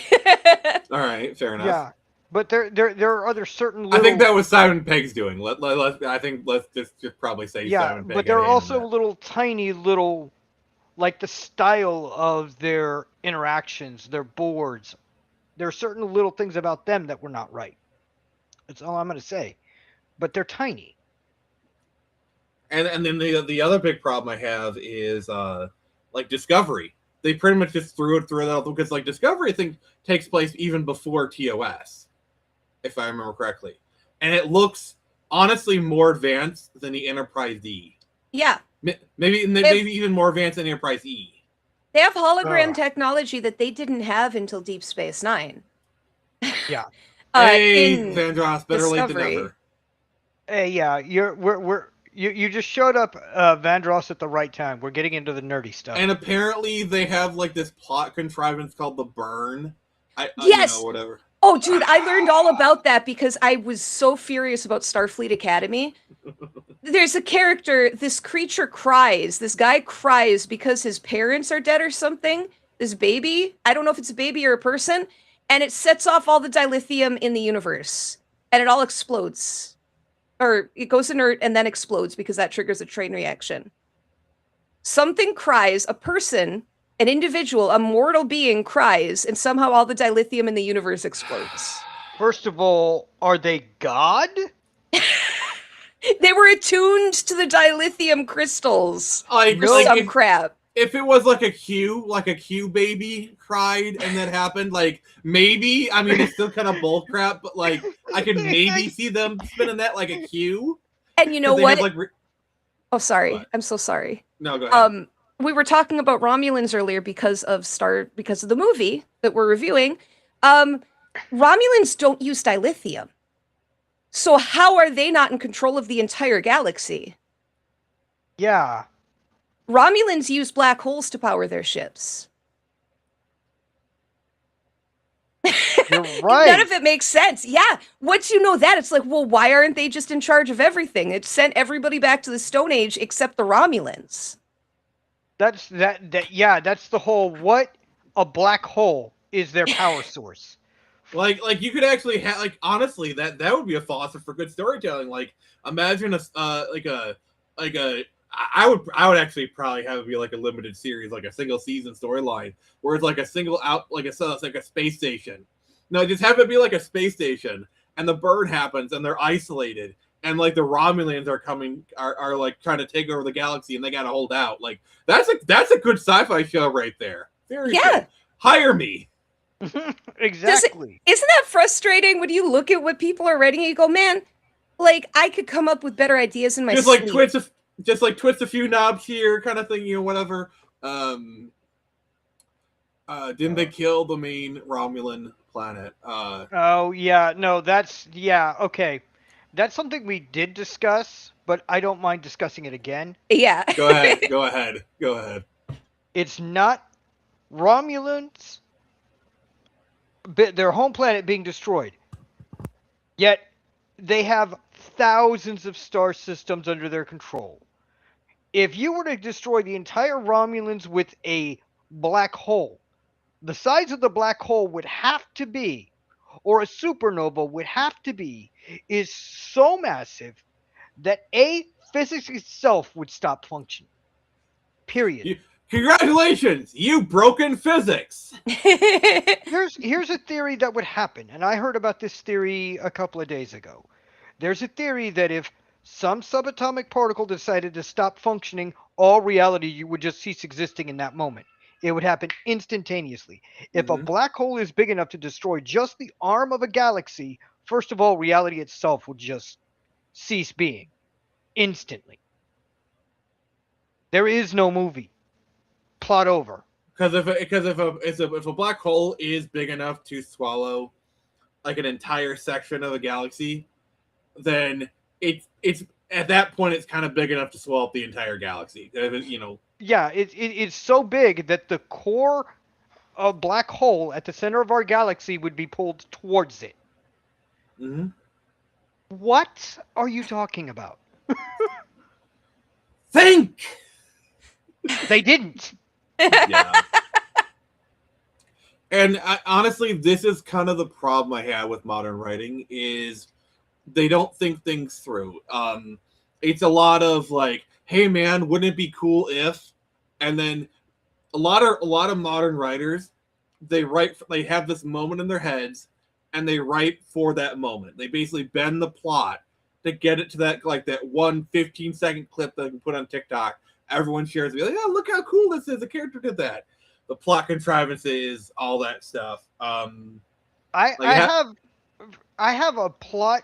I have where I want the story to end, but I need to build up towards that. Make everything make sense. That's writing 101.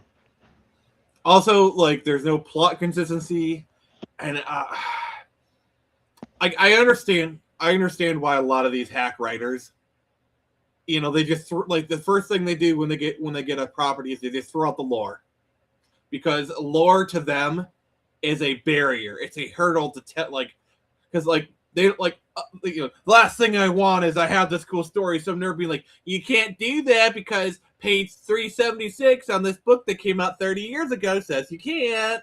Like, I get that. It can be kind of annoying, but it's also really important. Yeah, when you create a consistent universe, you need to abide by that universe's rules. And when you take them and you break them in half and you throw them away, then everybody who's been invested in it, or most people, I won't say everybody, there are people who like all of the shows, right? But most of the people that are invested in the universe that they have spent 20, 30 years learning about and diving into and really caring about, you've lost them because suddenly now that they don't matter, you know? Yeah. All that they've put their brain into and all they put their heart into is just gone. Like just to dip in the Star Wars black hole moment, it's like this push by modern Star Wars to make everybody a Jedi. Yeah. If everybody's a Jedi, then nobody's a Jedi. You know, like if everyone's special, then nobody. Yeah, that's the problem I had with Sabine being a Jedi, and she just had to train herself because she's already a Mandalorian, and she already like could have ruled Mandalore. She's already like a really unique character, and also she's a Jedi now as well. Yeah, that's bullshit. There have been some Mandalorian Jedi, but they're rare. Yeah, the Darksaber was literally made by a Mandalorian Jedi. Yeah, that's fine. Yeah, but the whole everyone can wield the Force if they train hard enough kind of thing is so stupid. Sorry. That's so contrived. It makes being a Jedi not special, and it also makes Episode 3 useless, because Episode 3 hits so hard because all of the Jedi are being slaughtered. If you then let all of the Jedi come back to life, if you let there be tons and tons more Jedi, then what was the point of the prequel trilogy? Yeah, what was the point? Oh gosh. Midichlorians are looking less stupid now. Oh yeah, I will defend midichlorians, dude. I have logic for it. I will defend it. I know this isn't a Star Wars talk. Yeah, no, it's not a Star Wars talk, but we're proven to kind of the point of like consistency of lore consistency, like The Last Jedi, the spaceship ramming makes no sense, because if that's a valid tactic, why isn't everybody doing it? Yeah. Why wouldn't the rebels have been constantly using that? You put one person who's willing to go suicide themselves. That's all you got to do. And then the Emperor being alive completely invalidates the end of Return of the Jedi. Somehow Palpatine has returned. They actually have. I love it. I always say this to new writers who feel bad about their writing. I pull up that clip and I say, "Look at this! Somebody got paid a lot of money to write that line. You're gonna be fine." There are worse writers. Yeah. All right, Vandross says, I know how Trek fans feel because they ruined Star Wars so bad. As much as I love sci-fi, I don't know much about Trek. I can tell you almost anything about Star Wars pre-Disney and anything about Babylon 5. Yeah, that is me. I am a huge Star Wars fan. I Yeah. don't know much about Star Trek. I'm kind of deferring to you guys. But like, Yeah. if we get into the weeds of Star Wars, I can. Yeah, I get it. I get it. I did watch episodes 4, 5, and 6. I liked them, but I fell into Star Trek, and that's what I enjoyed, and That's fine. that's why I love Mass Effect, because it's the closest new thing to Star Trek that we have. Oh, just wait. Your beloved Mass Effect is about to get ruined. Oh, Oh, Squidorable. Did you hear this? So apparently, the creator, like the writer of the showrunner of the Mass Effect Amazon show, says that he has instructed the writers to write it for non-gamers. Oh, that's terrible. Like, I haven't played the Mass Effect games, but I know all about them. That is about the worst thing you could do. No, it gets worse. It gets worse. it does. So the showrunner of, I guess they're doing like a Far Cry series or whatever. As if Uwe Boll didn't show why that's a bad idea. But anyway, this is this one takes a cake. He's like, oh, we're not concerned about the story because most people fast forward through the cutscenes in Far Cry. They just want to get to the shooting parts. Like, you dense, disingenuous, dense mother ever. Sorry. Like that just makes me angry because that's just ignorant. That's not just ignorance. That's willful ignorance right there. That is malicious, willful. That is saying something that is so completely. What do people talk about with Far Cry? Is the story. They talk about the Far Cry 3 story, the Far Cry 4 story, with kind of thing. Like, Yeah, the biggest people praise the gameplay, they always praise the story. Like whenever you hear about people talk about Far Cry 4, the first thing comes up is like, you can beat the game in 15 minutes. You just sit at the table, and he eventually comes back. You bury your mother's ashes, and the game ends. Like, that's like one of the biggest things about Far Cry 4. Sorry. No. That the problem is modern writing. It all comes back to it. I've heard this theory. I haven't watched a lot of Netflix shows recently, but I've watched a lot of reviews and people talking about them. And part of what I've heard over and over again is they write for people who have no attention span, or people who are looking at their phones. And so everything they do, the Netflix show stuff, yeah. Yeah, and I think that's going to start showing up in more and more media, and I'm sure that that's part of the reason that they're doing that with Far Cry and with Mass Effect, is because Star Trek level writing, where you need that degree of consistency, you need a baseline, you need logic, that's not always exciting. It's interesting, but it's not always, I'm going to grab the attention and make you watch. You have to be invested in it, and people don't get invested in stories. Well, a lot of it is. I guess we're kind of going in this direction. Is the big problem is Star Trek used to be, you got one season every year, 22 episodes that are an hour, and that 22 episode a year format allowed for smaller stuff like oh, we like, let's have an episode where Riker turns into a blueberry. You can do that because it's 22 episodes, and if one episode is bad, who cares? Even shows like X-Files. Well, X-Files was like episodic, but they had mythology stuff. Yeah. But how did you do that? I've never seen a show just straight killing people with quests and life skills for 25 plus minutes. But yeah, you're starting to kind of see this. Like, I don't know if you noticed Adorable, but there's kind of been a push in the last year to have shows come out more frequently. Like Invincible, they recently announced, oh, it's coming next year. Because I think a lot of the media companies have realized if you do one season and then 3 or 4 years later do season 2, by the time you get around to season 2, your momentum is set. Like, I liked Wednesday. I actually enjoyed Wednesday season 1. Season 2, I tried to watch it. I couldn't do it. Really? I could not finish Wednesday season 2. And I liked season 1. I genuinely liked it. Yeah, you need to keep things like relevant. And I'm not talking about culturally, I'm talking about just availability. Like that was Yeah. a big problem with Stranger Things is they took so long between seasons that the characters grew up and they're still supposed to be young. Like you can't. And that's the thing. It's like Stranger Things had its redemption because people forget. Season 3 came out. That was like the it was dead. And then season 4 came out. They're like, holy crap, it's good again. If they had come out with season 5 like a year or 2 years later and kind of kept up that momentum, it probably would have been a lot better. I mean, I don't know if you've heard some of the Stranger Things conspiracy theories. Like apparently, like one of the Duffer Brothers' like wives was like a big writer of the show, and then she left. And then after she left, the writing went down. Oh. That's a conspiracy theory I've heard. Well, I mean, that's not the worst. It's kind of a conspiracy Marsha theory. Lucas situation. It's kind of that. Yeah. I feel like in today's society, people kind of tend to over credit Marsha Lucas. I mean, she's important, but like she saved Star Wars Episode 4 for sure.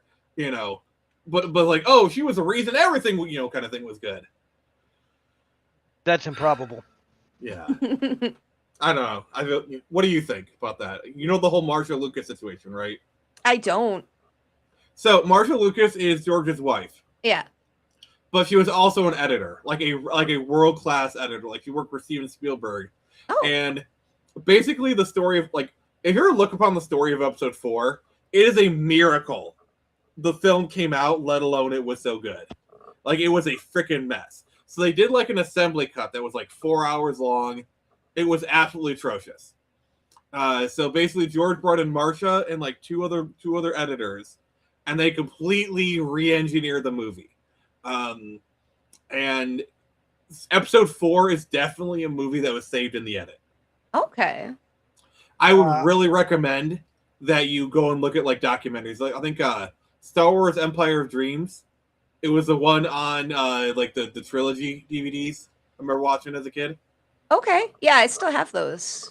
Yeah, I'm gonna step away. I gotta go to the restroom and I'm gonna pick up food, but I'm gonna mute myself while eating because they just eat ribs. Yeah, that works. Ooh, ribs.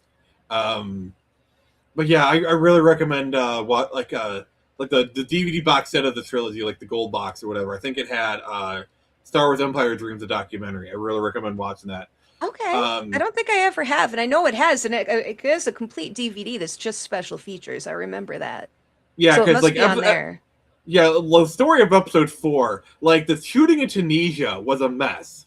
So it's a desert area, but the day that they got there, they had their first downpour in like 40 years or something, like a rare downpour or whatever. It was a freaking mess, the story. And like George was constantly having clashes. But when you look at it, he had literally some of the best people in the business. Like Chewbacca's makeup was designed by the guy who did Planet of the Apes. Oh, that makes sense. Yeah. He literally had some like with his director photographer George, like, I want light here.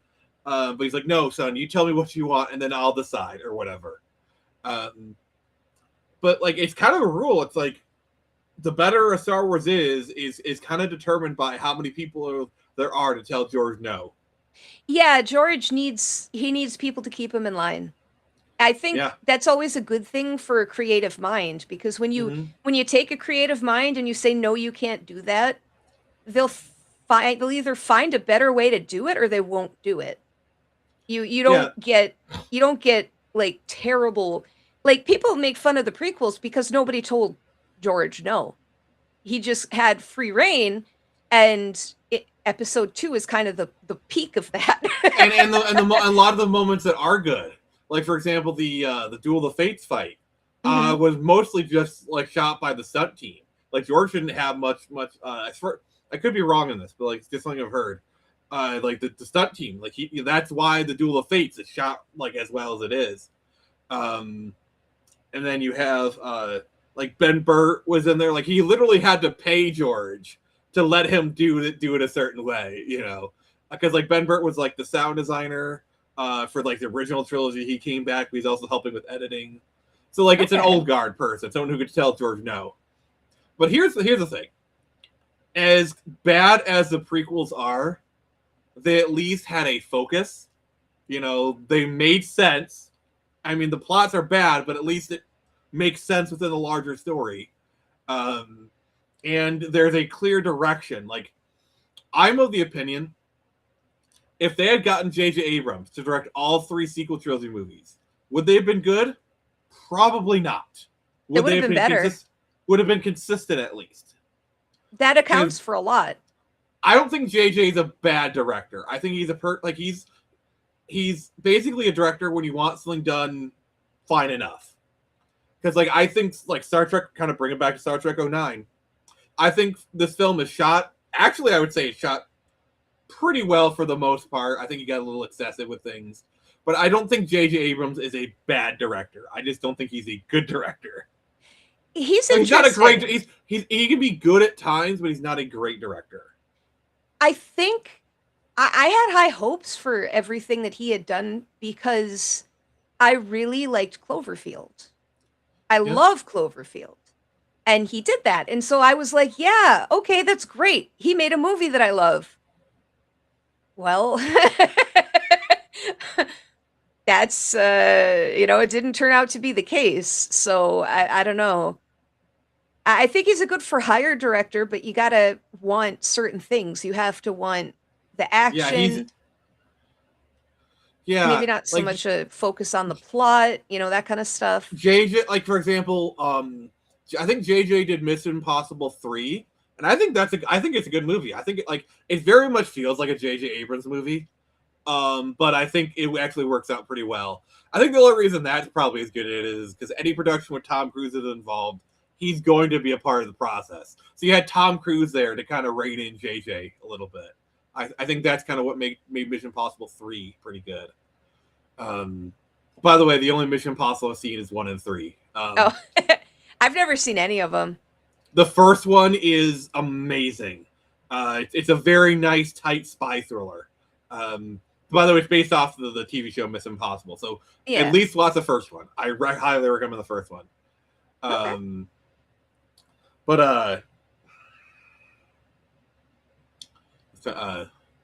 He's such a trick. JJ is a person where if he had a stat spread, it would all be like average stats, like 5s and everything. Like you got some directors like Zack Snyder who might have from a scale of 1 to 10, he might be a 9 in like film compositions, but like maybe like a 2 or a 3 in story. Have like ones like because like Zack Snyder, I feel like you can criticize his stories all they want, but they look nice. Like his shot composition is amazing. His stories suck. There's no argument there. But like they look nice. Or like I feel like Michael Bay. His storytelling is a 1, but his action cinematography. Like if you look at a Michael Bay scene, as chaotic as it is, you can still tell what is going on. That's the thing. Like I don't think people give Michael Bay credit for is his action scenes have clarity to them. Where most action scenes are like this chaotic, shaky cam mess. Stuff is going on, but you can still see it. Mm-hmm. And he writes a very really good action scenes. Story, I'm not,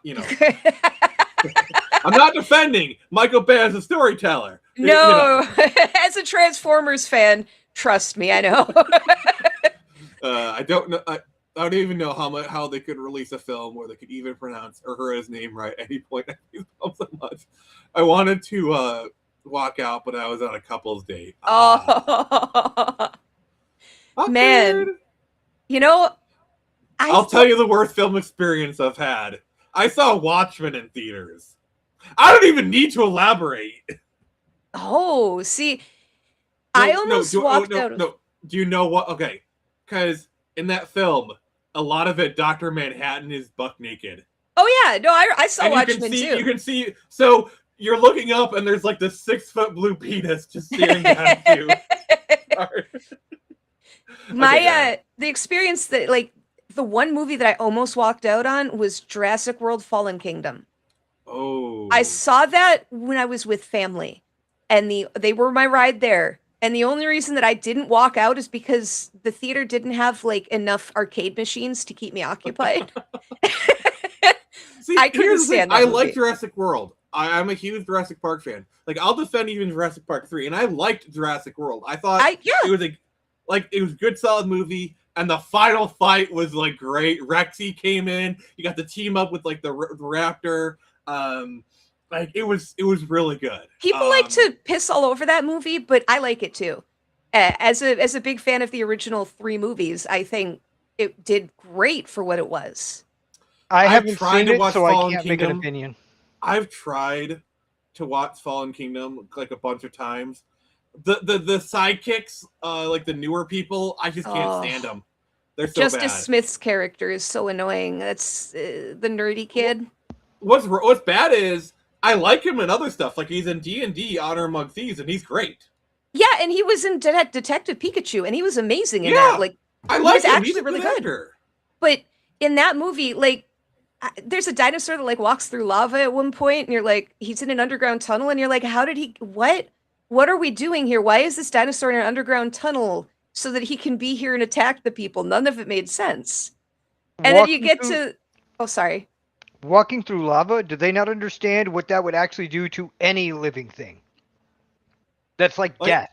Like I'm just gonna say it. Like Jurassic Park 2 and 3, while they're not the best, they're at least entertaining. Like I love Jurassic Park 2. Like the final like third act where they're in San Diego, you're like, how do we follow them? Just follow the screams. You know, like the T-Rex rampaging through San Diego. That is pure 50s cheese, and I love it. That movie is so fun. Like it does, it gets stupid, but it's fun stupid. It's like when they're being hunted by the raptors in the tall grass and they're all running from the dinosaurs on the island. It's like, yeah, you know. Or even the gymnastics scene where she's using like the parallel bars. Like it's so stupid, but it works within the context of the movies. And then Jeff Goldblum being the champion, it's like they kicked you out the gymnastics scene for what? Like that is like perfectly timed. That's just great. I love him as an actor. He's the same character every time, but you know what? It works. And here's the thing, like Jurassic Park 3, oh god, the production design, like just the texture of that movie is like the moss and all that stuff. Thank you, Kipster. Hey, Kip. Make sure to give me a sub on YouTube if you could as well, and give me a like if you can. Yep. Thank you, Kipster. But yeah, and even the Alan thing, like it's stupid, but it works in the context of the movie. It does. I love that movie because it takes scenes from the book that weren't adapted in the first movie and adapts them and works it into the story. Yeah. That's Is the recent my favorite one with part. Scarlett Johansson any good? I have not seen it. As after Fallen Kingdom, I have just stayed away from Jurassic World stuff. Yeah. Wait, hold on. No, yeah, after Fallen Kingdom, I was getting confused because that movie is so weird. It's in like 2 parts, and so sometimes I think it's 2 separate movies. Because there's 'Cause Fallen Kingdom, and they did a third movie where they bring back the original trio. You know, desperation. Yeah. Got a nostalgia bait. I mean, that's kind of why I like Jurassic World. It's like Dr. Wu's there, but it makes sense for the plot. You know? Yeah, it makes sense that he's there. And actually, he gets more of a role in this one because he was like maybe had like 3 lines in the first movie. You know, and then this one, he did a great job as Dr. Wu in Jurassic World. You know, but you know, it makes sense from a lore perspective. Like he was the guy who did the DNA. Of course, he'd be here. Yeah. Well, he went like there was a whole thing with him, like kind of behind the scenes, and it was. Sorry, I got us off onto Jurassic World. It's fine. It's fine. We're in the latter part of the stream. They kind of expect to go off the rails at this point. Look, I just came back from going to the restroom and picking up some ribs, and we're talking about Jurassic Park. We're okay. Yes. Yeah. So you're being a meat-eating dinosaur while we're talking about dinosaurs. Yes. Absolutely.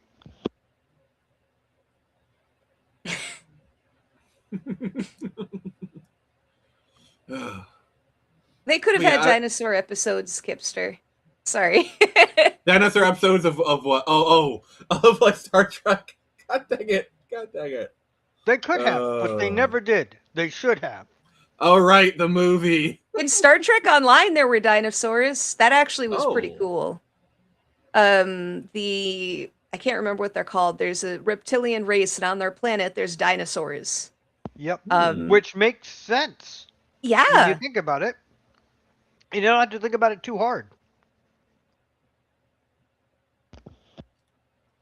2009, the Enterprise episodes of the what were aliens called? Crap, not the Zindi. Oh, Oh, Oh. yeah. I know who you're talking about. I can't remember their name. so yeah, I know exactly. Oh what you're yeah, talking the about. episode. I love the episodes of Enterprise where they go to the Mirror Universe, and then the Mirror Universe people go to TNG, and they even like redo the intro. I thought that was pretty interesting. I am okay with Jurassic Park 3, most nostalgia because that was the first I saw in theater. Wasn't bad like the last couple were. 1 is amazing, 2 is decent, 3 decent, World is decent. Yeah, Yeah, I Yeah, was like, that's here pretty we much go. right. that's the general consensus overall. I haven't seen World or the ones that followed it. I saw World trailer and I noped out fast. I World would is fun. say World is fun. World is worth your time. I would recommend watching Jurassic World.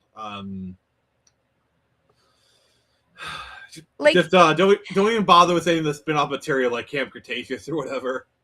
oh god, Like you know that show directly ties in with Fallen Kingdom, right? Like that's so a scene stupid. No, I in the didn't beginning know of Fallen that. Kingdom where the guy is running towards the docks. There's like a scene in Camp Cretaceous where like they watch the guy, going towards the docks or whatever. Like Camp Cretaceous is directly attached to the lore. That's bizarre. That's bizarre. Have we bitched about seeing Vulcan from Andoria? No, we didn't get to that, Kip. Oh, we need to. All We right, need let's to. go. Let's go.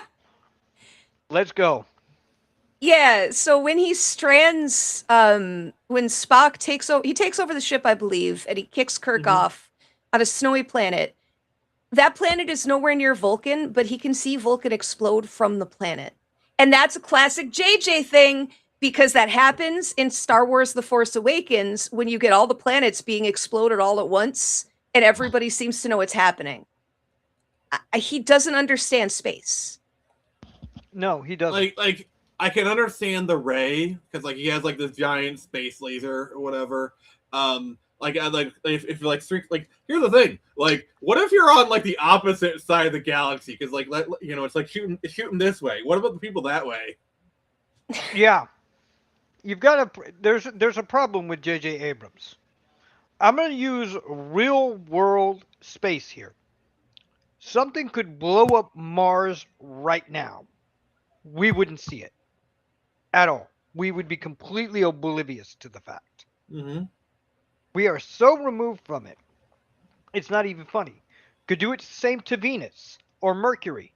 We would be unaware. Like I'm sorry if we're gonna get nerdy with this. So, judging by the size of how big Vulcan is in the sky, that's bigger than about as big as our moon looks. Yeah. If it was that close, first off, they'd be like dual orbiting planets. Like they would be like orbiting each other essentially. Yes. And if they're that close, which it takes roughly 3 days for us to go from our Earth to the moon. Okay, and that's with like vastly less than sublight travel. So it's like literally right up to our nose. If it's that close, the gravities would be affecting each other. Yep. Absolutely. Because the moon actually does affect. Because the moon, I don't know if you know this, but like the moon actually is what controls our tides. Mm-hmm. Yes. The moon's I know. gravity controls our tides. And so if Vulcan was that close, the gravity would be like both of them would be affecting each other. And Vulcan has no moon. Yeah. But they have a space station. They have a space station. They Sorry, have no, sorry. The joke was there. it was there. Vulcan has no moon. Actually, technically, if you're looking at just what the movie presents, Vulcan doesn't even have a star that it orbits. You never see it. Interesting. So, how is there light on that planet? Also, oh gosh, I mean we're getting too far. Wait. sorry. Kipster has I mean, we're opinions. getting I was too far talking ahead to when him. things are dumb. Let's talk about the single black hole eating the Romulan star. Yeah, we talked. I think we talked about that earlier. Yeah, we did, but we can touch it a third The time. Romulan Star Empire is one of the largest interstellar powers in the Star Trek universe, covering 500,000. Yeah. That's what I was talking about like earlier. It would be like the Roman Empire at its height controlled like basically half of Europe or more. That would be like destroying Rome and then claiming the entire Roman Empire was gone. Yeah. That whole premise. I mean, it's a tragedy. It's bad. Like they would be pissed, but it wouldn't kill them. Like they may want, kind of thing. But also, Rome gets destroyed, but they have a few weeks to evacuate. Yeah, exactly. They've got Yeah. a few weeks to evacuate for the black hole that somehow mystically is going to destroy the galaxy itself. Like, could you Black holes don't function that way. like? Here's how you fix this, and I'm gonna do this right now. So, let's say Nero, he said he was gonna fix it. So a small group of people stayed on Remus because they said Spock would fix it, which would include Nero's family, and he specifically told them to stay there because he trusted Spock. So he didn't do that. It destroyed Remus and killed his family, and so Nero blames Spock for it. So that's why he's trying to do all this stuff. And the Roman Empire it's fine, but because they killed both his home planet and his family, and he trusted Spock, like literally, that's how little you have to change to have this make sense. Yeah. It's Like literally a dub. It's literally just put some ADR in that movie, and you could have fixed it with like literally 5 minutes in the ADR booth. Literally, is all it took to fix that movie. Kurtzman and Orsi, man. They're like, oh, what would be cool? Okay, we'll do what we think would be cool, and they don't think But this setup beyond that. makes so much more sense because it's personal, not just his family, his home, but also he trusted Spock, kind of thing.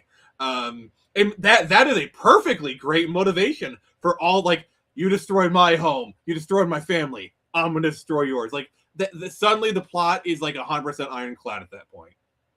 Exactly. What I happened eat to?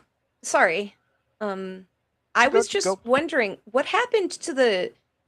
Okay, so one little thing of red matter can do tons of damage. What happened to the giant vat of red matter that Spock was sitting on? I mean, it created like that giant black hole that supposedly the warp cores were able to destabilize. Like, and to be fair, that plot point has been used in Star Trek a couple of times. I think they did that in Star Trek Insurrection, like where they vented the warp core to like just stay like kind of like seal something.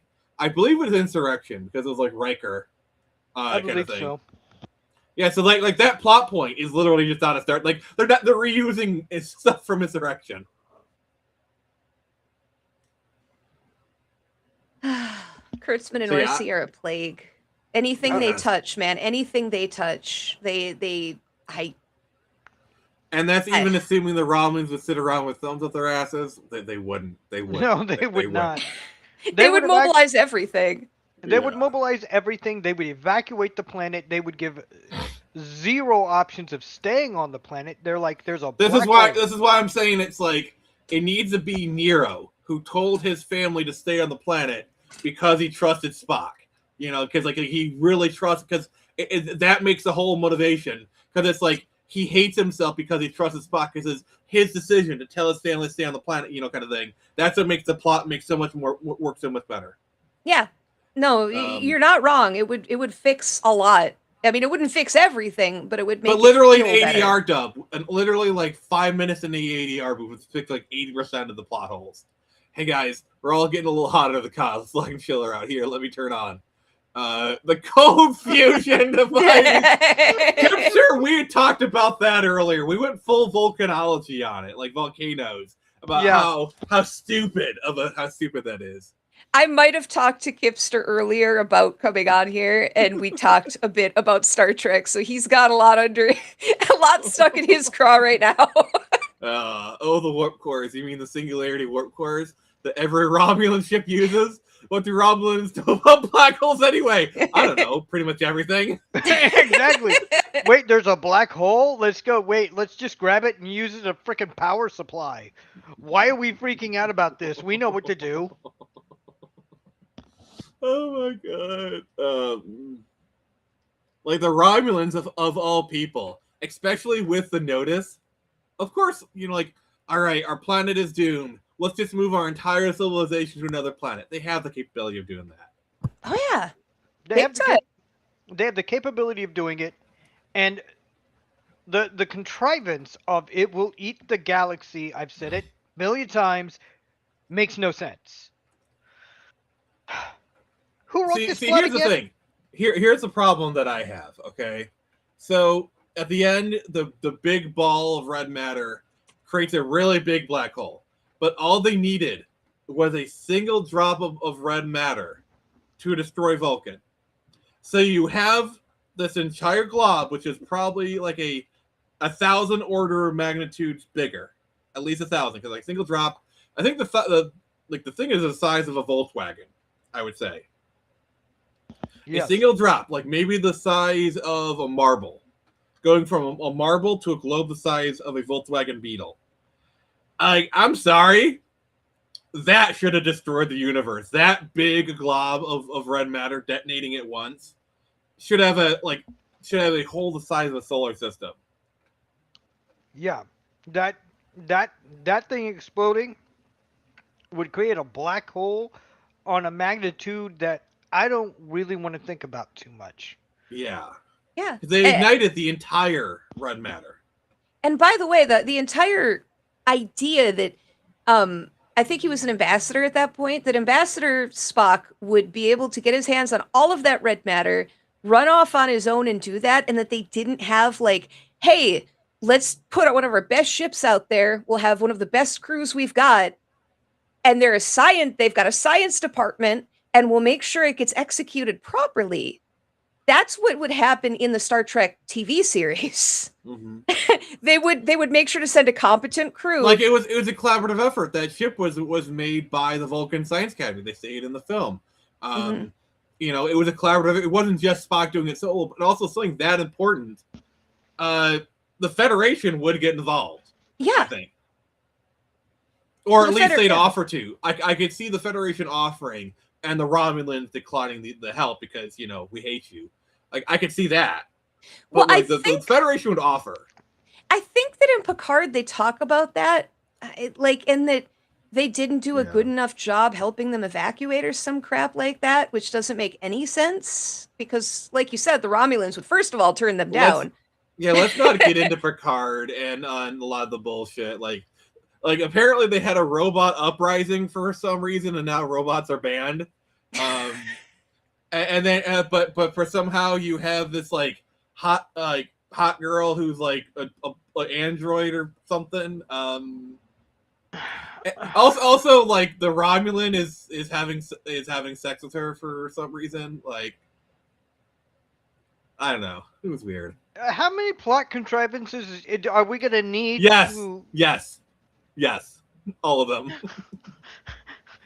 I don't want to get into Picard. It is so bad. It's all the same writers, same friggin' showrunners as the movies. That's why everything. The fishbowl. It was a little weird when Data drew a little mustache on. That's a good point, Kipster. What do you think the fishbowl the red matter was being held in was made of to be able to contain something that that much mass that can create black holes? What was it being contained in that was allowing it to be so stable? I'm assuming there's like some force fields involved, maybe. But and the thing is, when they show them extracting the red matter, there's no like crackle of a force field. Also, hey Keely, how you doing, buddy? Hey, Keely. No, I've got it. Antimatter. Sure. Sure. Why not? I mean, Keely, antimatter. That's what's going on. I mean, it's antimatter. It doesn't really matter. So let's just move on. yeah, exactly. No, I mean, Bad there are joke. so many contrivances. Quantum tachia matter. Yeah, okay. Whatever. Science. So, yeah, because science. That's the answer. Technobabble. That's what's holding it. Is technobabble. Technobabble is the only thing making that plot move forward. I love technobabble. I love it. Don't make me do it. I will put that if I ever do start writing that sci-fi book that's going in my brain. If I ever write it, I'm gonna throw that line in there. What are you talking about? Don't worry, it's just Technobabble. Hey, Epidino, welcome back. Hey, Dino. What you need is somebody who tries to resent like they know a bunch of stuff. So they're just like throwing around terms they don't know. And it says, dude, just quit the technobabble. Yeah, just quit the Technobabble. We know you don't know what you're talking about. I think Star Trek, one of the worst things they ever did was going to the format they did when they started doing streaming. And it started with the movies. But one thing that made Star Trek really great, and I think about Brian Fuller, the guy, he did Hannibal, he did American Gods. He's done a lot of stuff now. He started by writing an episode for Star Trek. He was one of the people who sent in a script. They used to accept fan scripts. He almost did Discovery, and then they kicked him off. Yes, they kicked him off because it was so bad. I'm sure that he was vehemently against it because he wrote for Star Trek. He wrote one of my favorite episodes of DS9. I don't think the badness was his fault. I think No. he just, a lot of it is they bring in like this visionary person, and then they don't toe the line. It's like, oh, let's bring in this visionary creative with like their unique sense of style. Oh, they're trying to do their unique style. They're not doing what we tell them to. Let's get rid of them. Yeah, it kind of misses the whole point, right? Yeah, no, they missed the whole point. Like, I think Brian, like, and then I mean, also we got to talk about the Orville in the room. You know, we're gonna talk about Star Trek. I love the Orville. I love it. It's so good. It's one of my favorite Star Trek shows. Yeah. Oh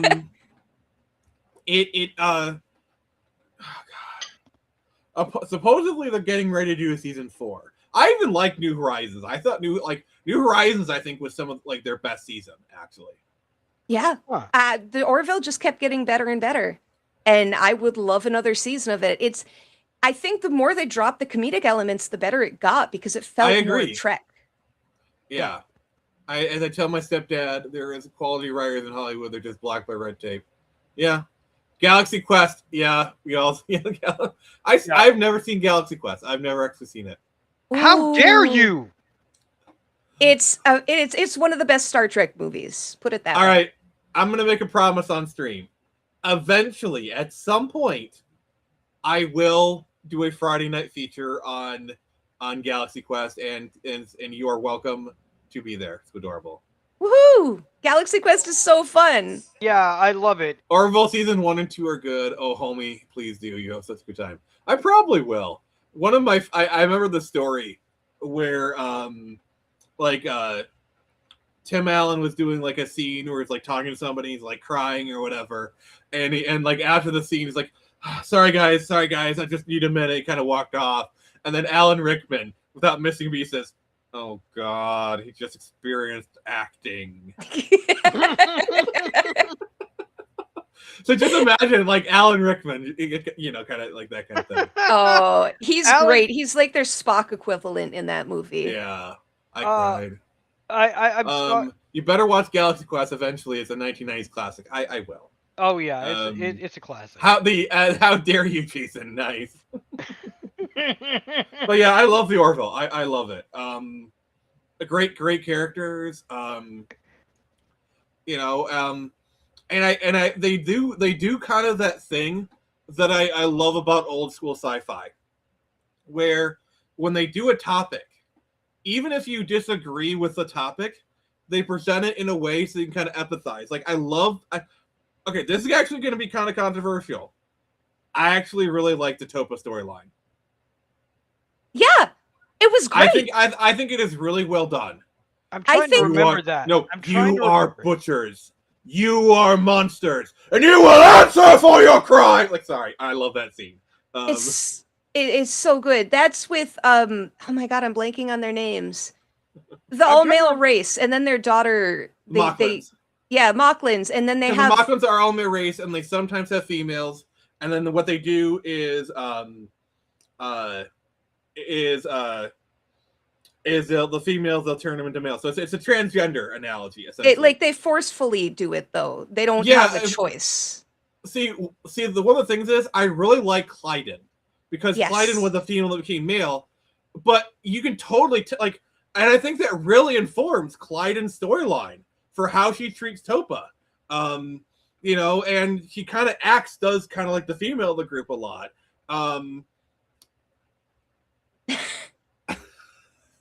You like Clyden? I like the good writing. I don't like her as a person, but I feel like I'm sorry, I'm trying to make sure I use the right pronouns here. He is very well written because he was originally female that became male. So usually people that know when they're wrong but don't want to admit it, they'll bury themselves in rhetoric. They'll double down on it. So I think from a writing standpoint, it makes perfect sense why Clyden did it. And I think even Clyden is kind of resentful of Topa for getting to live this life. Yeah, it's just there. New Trek is like, look, we have gays, pay attention to these. These of them are gays. Or it's like, yeah, there's plenty of dudes who fell in love with dudes. There's even a really great episode where one of the male Mocklins falls in love with, I think, Talia, the strength one. And it's so scandalous because it's like, gay, it's supposed to like how gay people in like the 50s or whatever. It's a really nice kind of reversal. It's done well. I'm not saying you need to agree with like trans or gay people, whatever. But like, I think it's done well. It's not in your face. It's not beating you over the head with it. It kind of reminds me of like old Twilight Zone where they have these ideas, they present it to you. It's up to you whether or not you want to agree with it. But at the end of the day, it's still good stories. Yeah, it's handled neutrally, it's handled objectively, and it's left up to you to make the choice of how you feel about it. But here is the story we're telling, and we're just going to present it to you. Here you go. One of my favorite Star Trek episodes is very much in that ilk. It's the one where Riker falls in love with the androgynous person, where the whole race is like neither male nor female, and they're forced to be that. And Wow. like they force eventually at the end of the episode, this individual, their society decides, no, you have to undergo re-education. You can't feel like a female. You have to feel this way. And Riker is destroyed about it. And it presents it so beautifully. Like that's what Star Trek is supposed to do. Yeah. Yeah. And the thing I like about the whole Toba thing is there's also another layer of like culture, like beliefs and culture, like where does tolerance end and morality begin?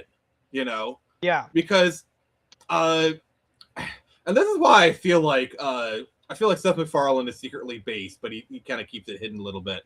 Because just look at how he writes the Orville. I think I think he's not as left as he claims. Because the Federation stand-in, they're kind of doing like the suicidal empathy that a lot of nations are kind of doing, and I also like how they call them all hypocrisy. It's like they're the people making our weapons, so they allow us to, kind of thing. Probably one of my favorite episodes, definitely from a can go either way, is to get back to time travel, where the pilot, he lands back, and he's New 1960 Trek, where the best sci-fi is available, library 19, oh god, yeah, because like TOS had like, I think Harlan Ellison wrote some TOS episodes. That sounds familiar. I also raised how Mercer was like hey, you took a few semesters of law at County, didn't you? And she was like, yeah, but I was like, you got this. And the case she makes actually sucks, but the music doesn't need to let us know. Oh man, the Orville is great. I haven't seen Orville. You need to watch it. Like, seriously, watch it. I saw a trailer for it, and I noped out. First season is a bit awkward. I really don't like how they really tried to force down the, oh yeah, she cheated on him, but it's okay. Like, they really tried to justify it for like the first few episodes, and they kind of dropped that. But I actually do like how, there's kind of like this point where like, oh, they might get back together, but then they decide to just be friends and be professionals, which, yes, good. And Kelly, honestly, is actually a really good first officer. Yeah. That's the kind of subtlety that you don't get in modern Trek, is specifically that. Like, they can have a personal conflict, but they can still be good at their jobs because they're military. My favorite episode is definitely the Human Zoo exhibit. I Oh, was just yeah. thinking about that one. A human zoo exhibit? What? But there's also some episodes that are actually downright disturbing. The social media episode, like with the upvotes and downvotes. Yes. But like the one with the pilot where like he lands back in modern times and he's supposed to like just not be away, and he did that for 2 years, but then he needed companionship, so he sought out this girl he had a crush on, and he ended up marrying her, and they had a life together, and they come back and they kind of ruin it. I like that because it's nuanced, because both sides, like, for example, the pilot, he knew everything about her from her cell phone. Like, that would be like me going back to 1915 and hitting up Lillian Gish, the silent film star. And because I know everything about her, I get her to fall in love with me. There's kind of a not so good kind of angle to that. You know what I'm saying? Yeah, that's kind of creepy. But so like there's that side. There's like people need kind of thing, and then like yes, I think it's one of those things where everyone is a hypocrite in the episode, but you also feel for them. There's a lot of that in the Orville. People are very human in the Orville. There's a lot of mistakes and a lot of people that you don't necessarily agree with, but you can see why they think the way they do or why they act the way they do. Mm-hmm. Like, everything it's just very well written. I like the storyline with Mercer and the Kaylon, not the Kaylon, but the evil race. He has that woman who she clearly has feelings for him, kind of thing. And like they have that daughter. It's just so much good stuff, so many good characters. The only episode I legit don't like and don't watch again is the one that fully accuses her. It's like, why even why? It's a very weak cop-out. The episode itself is very. Oh, is that the one where they have Rob Lowe, and it turns out he emits pheromones or something? Yeah, and he's like forcing people to it turns out she cheated because he controls her pheromones, and so it's not her fault. That's really stupid. That's really stupid. That was weird. It even had like that weird gross out thing where like when he comes, he like bursts stuff like that. It's just come on. I'm being grossed out just listening. Just the one, and as far as City on the Edge of Forever, I'm not so big on the I don't know like the episode titles. Plus, I love the episode with. We just talked about that. That's funny. Sorry. I thought social media was clever commentary. Plus, I rather enjoy the religious people. Oh yeah, the Church of Kelly. The Church of what? Oh. So Kelly is a first officer, and basically it's like it's a race to where they phase in every 7 days, but every 7 days 200 years have passed. So like she becomes a religious figure, and it shows them like they create like wars over. She's like a Jesus figure or whatever. Oh man. LOL. So anyway, Star Trek 2009 is so shitty that I won't talk about almost anything else. Anyone been to Walmart lately? Got some paper towels on sale? Actually, no. I was at the Cold Fusion display last week. Oh my god. You don't have to agree with the character to make them a good character. You must merely understand them and find them interesting.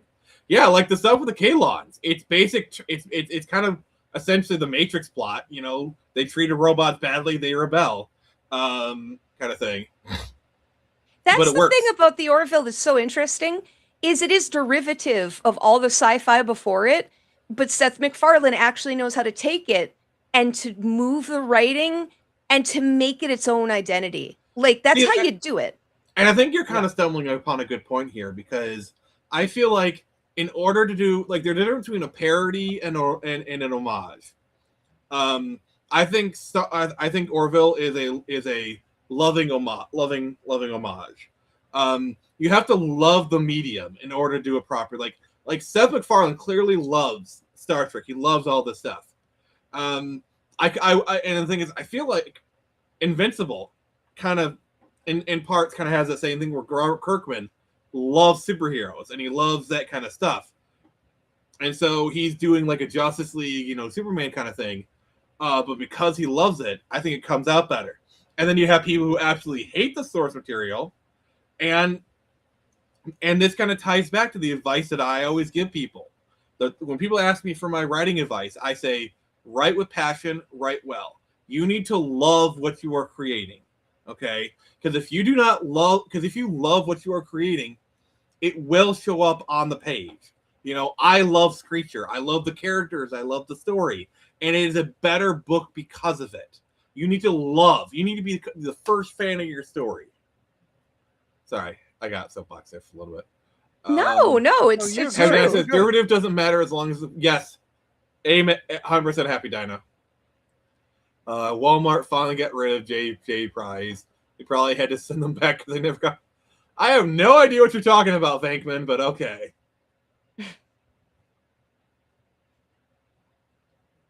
Wow, we really kind of ran the gamut here. We fell down a rabbit hole and ended up talking about every other sci-fi show. Okay. Okay. Actually, there is a very well said, Nick. Thank you, Vandross. Yeah. By the way, a week from today, we are launching signups for Screecher. As well as we will hopefully be premiering the trailer for Screecher Volume 1. So expect that to be dropped off next week. It's going to be really, really freaking awesome. I say if the artist ain't passionate about the creation, why should I be? Yeah? Exactly. But Skadorable, did you hear that a certain actress has been having conversations with Filoni and Favreau? No. Gina Carano has said that she's been talking with Filoni and Favreau. So apparently she might be returning to Star Wars. Wow. That is the only thing that will save Star Wars. That is the only thing that will save Star Wars. We're nerds. We're destined to get philosophical. Yeah, pretty much. We're definitely. That's interesting. That shows you how desperate they're getting, because initially they kicked her to the curb and were like, "No, get away from us, ew!" And now they're crawling a back lot of it. to her. A lot of it. I think it was they had the lawsuit and it got settled in Gina's favor. They kind of settled, but they settled kind of thing. And it's like I think they're willing to work with her now. Things are different. Mainly because it's going to be kind of interesting because Disney fans are so slavish to the brand. I'm kind of wondering if Gina comes back and she gets like that full Disney push. Let's say they do Rangers of the New Republic. You know what I'm saying? That was going to be her show, by the way. What I think one of two things are going to happen. Either it's going to be a full-scale nuclear meltdown that will make the destruction of Remus seem like a wet fart. Sorry, I had to tie it in a little bit. Or they're just going to completely flip the script and just praise her because Big Daddy Disney is blessing her again. People are already kind of. I think it's going to be the former, because people are already starting to freak out. But I don't know, because if Disney tells people to do something, they'll do it. Well, here's the thing. Bringing her back might actually bring back the old fans, which outnumber the freaks by a magnitude unimaginable. The old Schumacher gone. I'm interested in seeing a Star Wars film. Like, I'm not gonna lie, the Hot Wheels Enterprise in 2009 were a store up a couple years ago.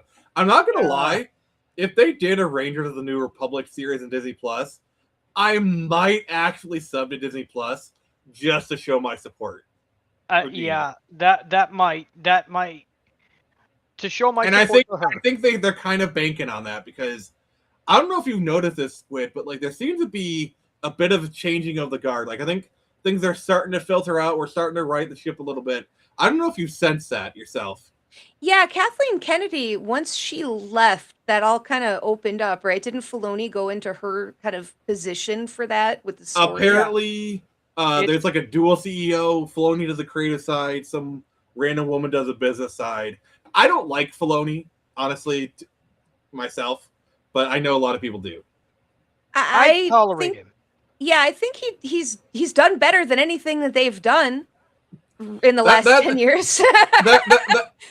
That's like saying this turd smells slightly better than this turd. Well, they're not going to kill the Star Wars franchise and like you can't kill what's already dead. Yeah, that is fair. Look, the only way they can truly save Star Wars is reset the timeline and bring back in old canon as new canon. Like, Yes. I'm sorry, but Grogu is gonna do like $500 to $600 million max. I don't really see it. Like, just look at the fanfare. Like, it get like a trailer drops. It's barely a blip on the radar. There's no buzz for the movie. The only posts I've seen have been people making fun of how it looks. It looks like an episode on Disney Plus. Yes, they do good show. Like I miss the days when a TV show became a movie. Like you could like when Star Trek, when TNG, like even going from TNG to Generations, because Generations is using the same sets as the show. Like they're using all the same costumes, but it still looks like a movie. Yeah. Yeah. Like just because like they have better lighting, better cameras, and more of that kind of stuff, you know. But they're literally using the same costumes, the same sets, all that stuff. Why spend money to make something better than what you already have? It's not. But the problem is, like Mandalorian and Grogu, it looks like an episode in Disney Plus. Like, there's really nothing distinguishing it. Well, and this ties into what you were talking about earlier. It's also several years late. Mandalorian was popular a while ago at this point, and to now release it. Season 3 killed the show. Mm-hmm. Mandalorian season 1, great. Season 2, it's fine. Season 3, you might as well just call, like, literally, if they had just called it Bo-Katan and literally changed nothing else, I would have been fine with it. But because it's called The Mandalorian, and remember they tried to do that bullshit of like, well, it's The Mandalorian. That doesn't necessarily mean Din Djarin. He's The Mandalorian. Like, fuck you. That is such gaslighting bullshit. Sorry, I'm getting pissed. No, that's okay. Are you sure you don't want me to lob the writers into another galaxy and pretend that they didn't exist? A galaxy far, far, far away? I like Katie Sackhoff. I actually like her as Bo-Katan.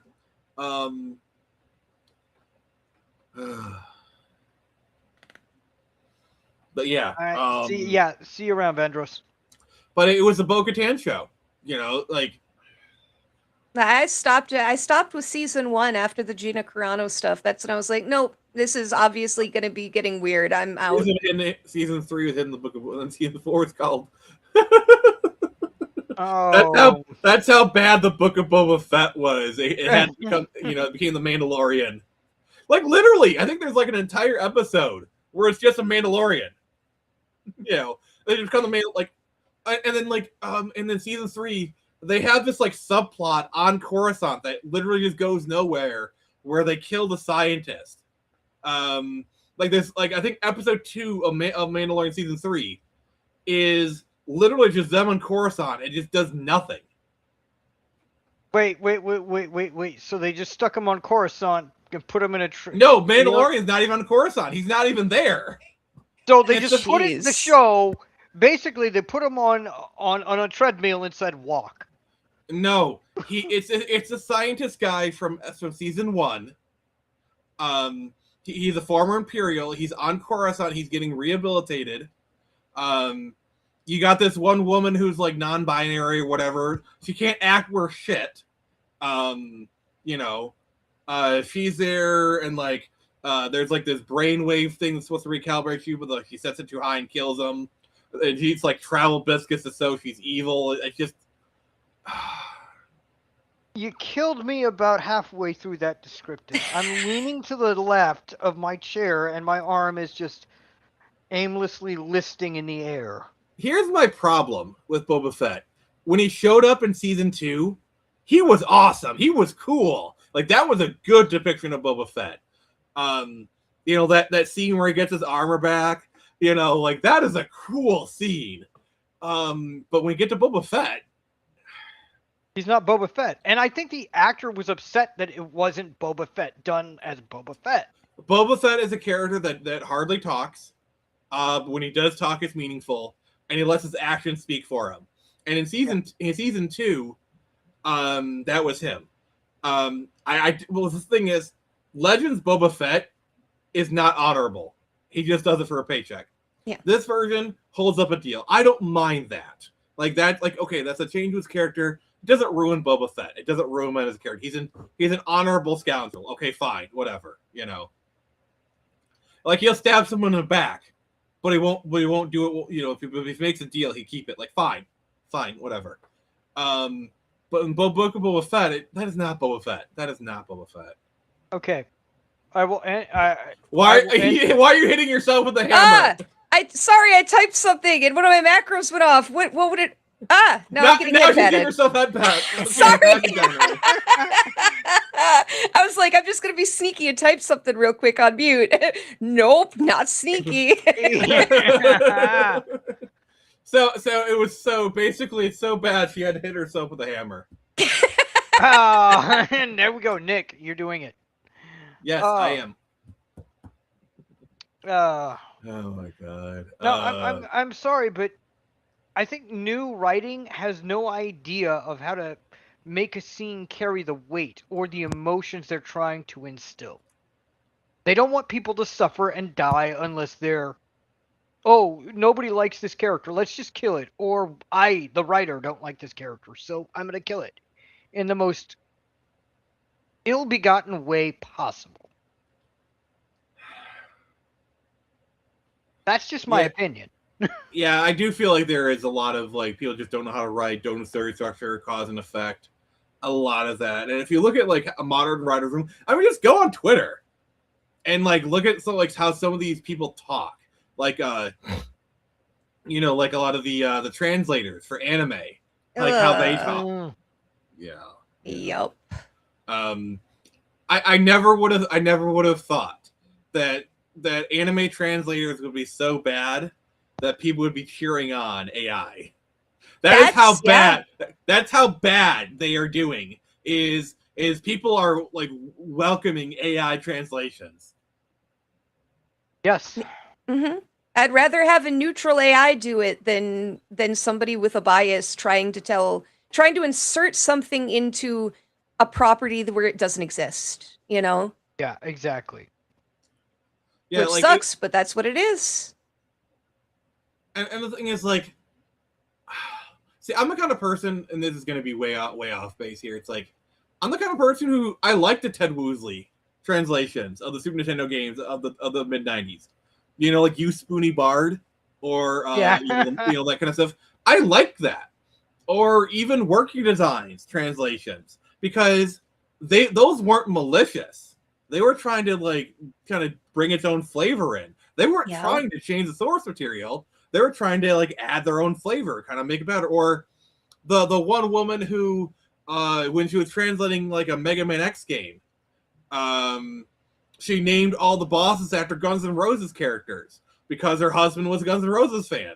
Is it inaccurate? Yes. Is it malicious? No. Does it harm Mega Man? Not really. But when you have to be like, just trying to fight the patriarchy, or kind of thing. Yeah. Yeah. All I got to say about the old school translation, All your base belong to us. That's Like, a blast for like, the past. like I'm gonna say it. Like, I want an HD re-release of the Deke dub of Sailor Moon. Dude, I was just about to bring up Sailor Moon. That's what I Because was like they did a retranslation, and the retranslation is not bad. It's more accurate. But the thing is, like that original one, It has also heart. like, and also that theme song slaps so hard. Like, Yeah. and that's the thing. Like a lot of those 4Kids stuff, like even if you hate the 4Kids dub of One Piece, I think everyone will agree the intro is actually really good. Yeah, with that's why I Four defend. kids are looking like gold. Do you guys want a jelly donut? Yeah. Well, By that's the why. way, Oh, sorry. if I ever go to Japan, I will get like one of those rice balls and I will like take a picture, say, "Hey guys, I found a jelly donut. You want anything?" Like I will do that. Well, that's why I defend when it comes to even dubbing and stuff. In the 90s, being an anime fan that was from the mid 90s onward, the dubs weren't always accurate, like with Pokemon, right? They weren't always accurate, but they did, like you said, there's like a heart to them. They did it with good intentions and they tried to make their own product out of it. Mm-hmm. Even friggin' Robotech. Oh god. Oh, yeah. that's a mess. That is a mess. That That- property is a whole mess. But it worked. It was on television and people loved it. And it was kind of a disaster on the back end, but they did something with it and it was new. Power We're is still the same dealing with the thing. effects because Harmony Gold is like I think even to this day they're like we can't get Macross in the U.S. because Harmony Gold prevents it. Wow. Yeah, like it's really hard because I think the original Robotech was like an amalgamation of the 3 different Macrosses. But you can't get Macross in the US. If I'm wrong, please someone correct me. I remember watching like a Secret Galaxy episode about that.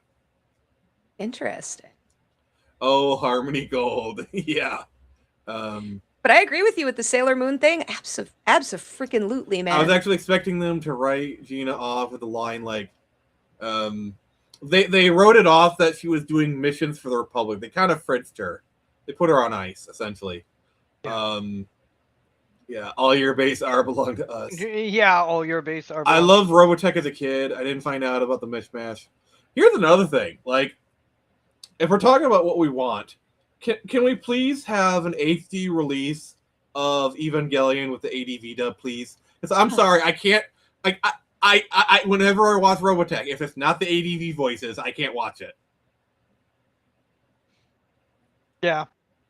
There was something special. Like, dubs weren't always the best, but again, I think the voice actors were actually voice actors. Now you've got people who aren't voice actors trying, like YouTubers. Or Like, you have like the same 5 people doing all the Yes. roles. The voices all sound the same now. At least I remember. Okay, we'll go to go back to Sailor Moon real quick. I watched some of the newer dub, and I could only tell 3 different voices. I couldn't tell the rest of the characters apart. But in the original dub, yeah, it might not be accurate, but all of the characters have a unique voice. They sound like their own character. Now there's it was just generic anime voice. And what's funny is, even back then, you could have people voicing different roles, but they'd use different voices, like Jennifer Grey. She's a voice actor. Femshep. Jason, who voices Femshep. God, I know who you're talking about. Oh fuck. I know it's Jennifer something. I'm looking it up now. Don't. Jennifer Hale. Jennifer Hale. Jennifer You're right. Hale does a lot of stuff. But like I remember there was this one Justice League episode where they had 2 characters that Jennifer Hale voiced, and she voiced both of them. Yeah, And they sounded distinct. Like I could tell with each character part, but they're voiced by the same actress. proper voice actors. John DiMaggio. Like John DiMaggio. Like you can hear the twang in his voice. Like his Adventure Time character is distinct from Bender. I mean, you could tell it's John DiMaggio, but he voices it differently. That like if Bender and the character from Adventure Time were talking to each other, you would be able to tell them apart. Well, here's Scott the thing. McNeil. I'm going way back, and Scott McNeil. I think he did like Wolverine. yeah. Yeah, Jennifer Hale. There's Jennifer Dwayne The Rock Johnson as the voice of Jabba the Hutt and Darth Vader. Yeah. Okay. Here's the thing. If you go back far enough, you know in the original Looney Tunes cartoons from the 70s, Mel Blanc. Mel Blanc, the guy has 1,000 different voices. It's the same guy, and he did most of those characters, and you can distinctly tell the difference between each. Yeah, like Frank Welker. Like look at like the Frank Welker, like some of the stuff that he can do. Like there are some actors who have one voice, like the guy for Optimus Prime. Oh yeah, Peter Cullen. Peter Cullen. He's got one voice, but it's a freaking awesome voice, kind of thing. Or Robert Oppenheimer. I think he has some variants. Skeletor essentially. But like Frank Welker is another one who has a very, very like. And sorry, I'm drawing blanks. No, that's okay. we didn't tell you that Pence stole a part of your brain. Tara Strong is another actress who she has like I think like 5 or 10 different voices that she just uses variations of. Like she is a very talented voice actress. The original English dub of Pokemon, the first few seasons at least, there's like 5 voice actors. They each do 2+ characters. Like Brock and James are the same voice actor, and Jessie and Misty are the same voice actress. You wouldn't know it. Yeah. You like I miss the age of proper voice acting because also it's can I just say Veronica Taylor, the voice of Ash, she can still do it. Like she's still got it, like kind of thing. There's a video I have to play for you. Oh no. You know which one I'm about to do, aren't you? No. I think I'm scared. I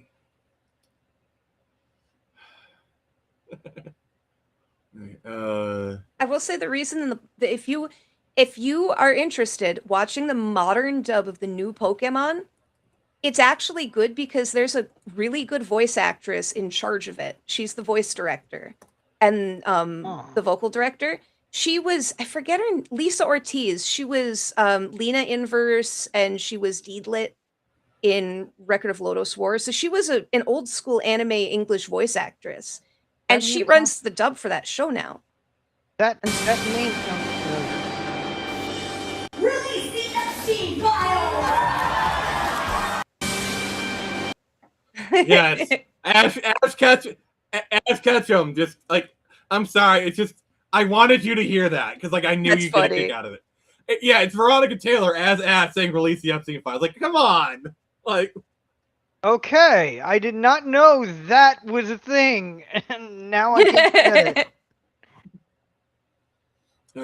Yeah, Veronica Taylor. She can still do that voice. It's great.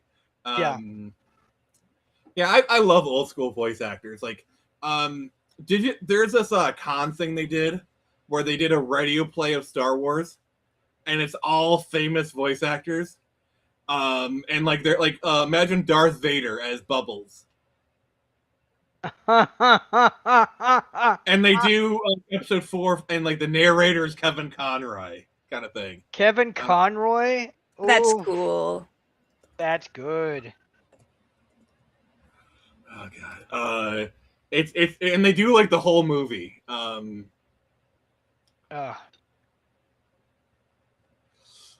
think they did like all 3 of the original trilogy too.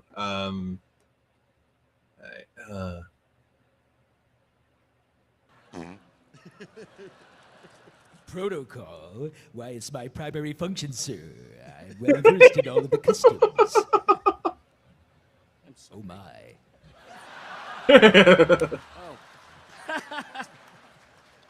I have no need for a protocol droid. Of course you haven't, sir. Not in an environment such as this. Yeah. So C-3PO is Zach Brannigan. That's pretty fun. I attended something similar. I went to a BotCon way back in the day. I think it was 2000 or 2002, and they had panels with all the Beast Wars voice actors, and they would Ooh. just let them, like, they were like, I have Tarantulas do an order at McDonald's and that kind of stuff. And the voice actors do that. That's what I love about cons. Like, I think I saw one where it was with the eighth Doctor, Sylvester McCoy, and they had him read the Pandorica speech from Matt Smith's era, kind of thing. Oh wow. And my this is my dream. Okay, if I ever attend a Comic-Con and with Henry Cavill there, I want him. I'm going to ask him to do the World of Cardboard speech from Justice League Unlimited. Oof. It's adorable. Are you familiar with that moment? Not off the top of my head. So it's when Superman's facing Darkseid. And he's like, "This is a rare opportunity to cut loose." Everything. He's like, because he's like, he have to like hold back or whatever. Oh God, it's so good. It's so good. Yeah, you're gonna have to show her that. It is a Superman moment where Superman doesn't have to pretend somebody will instantaneously die from a punch. Okay, that sounds fun. Yeah, it's a. Yeah, if you haven't seen Justice League or Justice League Unlimited, it's really good. Yeah, I caught random episodes. I kind of caught random Okay, episodes. yeah, here it is. This is it. Oh, there we go. You still try to fight. Yes, that is All Jeremy Irons as Darkseid, by the way. Yeah. You're gonna have to back it up a touch. Won't quit as long as he can still draw a breath. None of my teammates will. Me, I've got a different problem. There we go. I feel like I live in a world made of cardboard, always taking constant care not to break something, to break someone. Never allowing myself to lose control, even for a moment, or someone could die.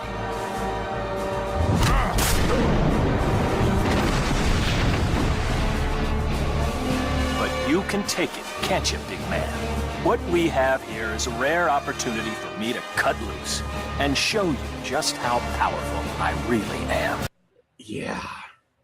And then it just goes from there to him punching him through buildings, hitting him with One of my unimaginable force. One of my favorite tropes is he was holding back. You know, like with Spider-Man. Spider-Man is holding back so often. You know, when Spider-Man finally when Spider-Man finally kind of thing. Yeah. You know, all I remember of Justice League is 2 random episodes. And it was fine. the one where Booster Gold is like on secondary duty or tertiary duty. Oh, He's gonna that clean up. one. Yeah. I'm a huge Gadget. Booster Gold fan. Gadget, tell me everything you know about childbirth. We need some sheets, preferably sheets you don't plan on using again.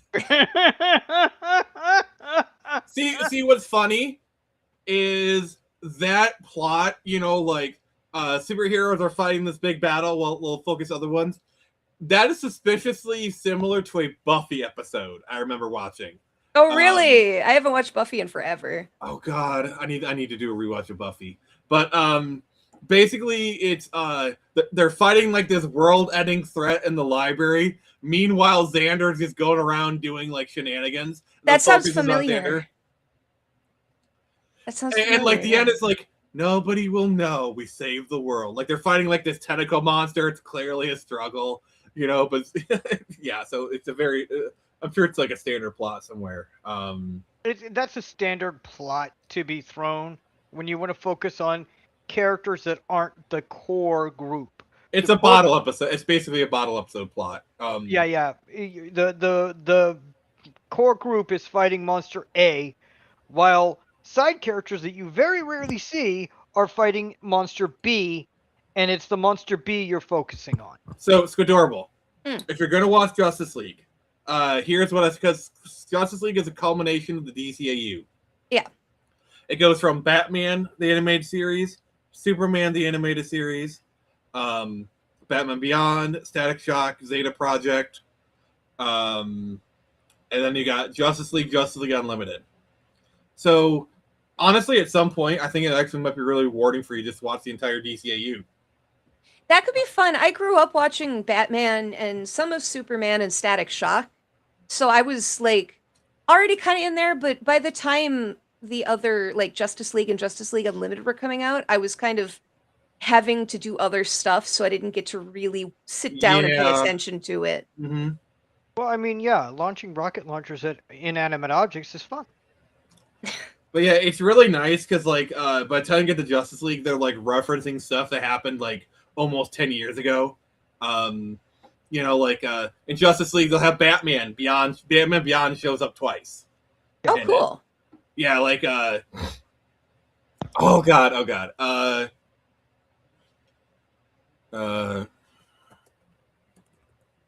Like there's like this thing where they go to like the future. Oh yeah, you're talking about that episode. Yeah, Yeah. like Batman and Batman playing good cop, bad cop kind of thing. This is how you torture a suspect. Yeah, and all you see of Batman doing the torture is him walking towards the guy, cutscene back, and the guy's just spilling his guts. Yeah, Old Static. We got Old Static, which that was an episode. Yep. All the others? Yeah. You too. Deal with it. Batman looking at Batman. Surprised to see me? A little. I'm more surprised that I lived so long. Batman, Bruce Wayne. Bruce Wayne, Batman. Or have you met? Not now. Great. What did they used to call it? Also, can I give a shout out to Kevin Conroy? He's literally talking to himself right now. Literally playing the same character. But you can tell who is old Bruce and who is young Bruce. God, I miss Kevin Conroy. Yes. All right. Aereo. This is a little weird for... But yeah, that's a scene from Justice League Unlimited. Yeah. That's awesome. Yeah. So, we are way past that thing. We're way past bedtime? What? I don't know about you, Jason, but like... No, my bedtime's around 3 in the morning nowadays. Yeah, I don't want to tell you my bedtime. All right, so, Skadorable. Yeah. What do you got going on, and where can people find you? Twitch.tv/Squidorable. Nice. Tomorrow I have a stream in the morning. We're going to be streaming potentially, I think. It depends on the availability of one person. Either it's going to be, we were talking about Sailor Moon. We have a tabletop game in a system called Soldier Loon, which is based off of the old Sailor Moon RPG from the early 2000s. Okay. So Kipster, who was in here earlier, he's actually the GM for that. Oh, So cool. tomorrow morning we're going to be doing a tabletop session as long as all the players can make it.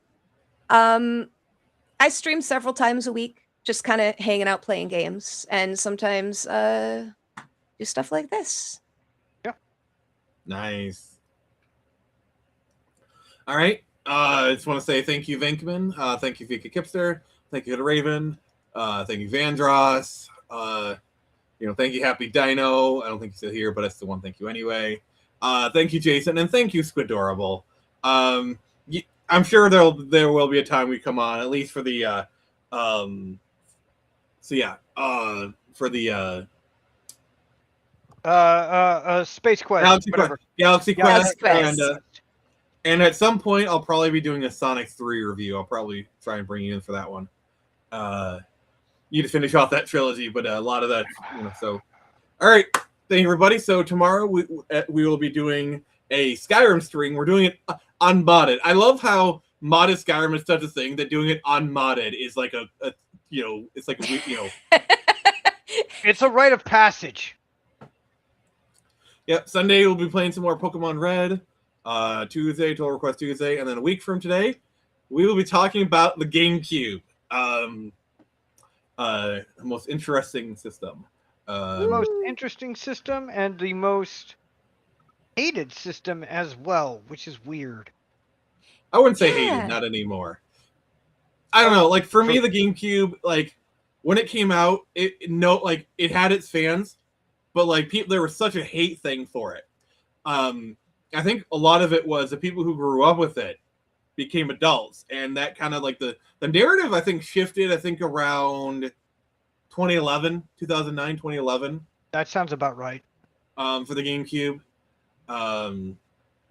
It's actually like one of Nintendo's, I think, yeah, really, really interesting. Because like I remember like people hated Wind Waker, and like Twilight Princess was loved, but I think probably around the early 2010s it flipped, and now everyone loves Wind Waker, and Twilight Princess kind of like it's still good.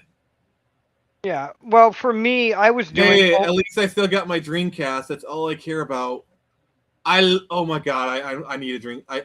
I sold my Dreamcast during COVID, and I've been wanting a Dreamcast so bad. I want to get one again. Well, I mean, you can get one. It just requires the right equipment.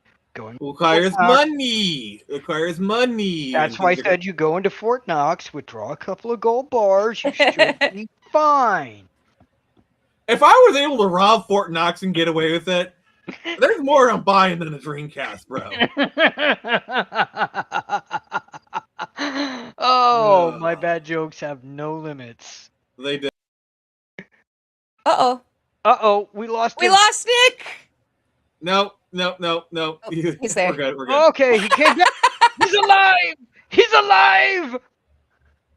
What? All right. We're gonna end this. So, usually my usual greeting would be a little bit self-serving. Instead, I'll just say this is Nick from the Phoenix Press. Live long and prosper.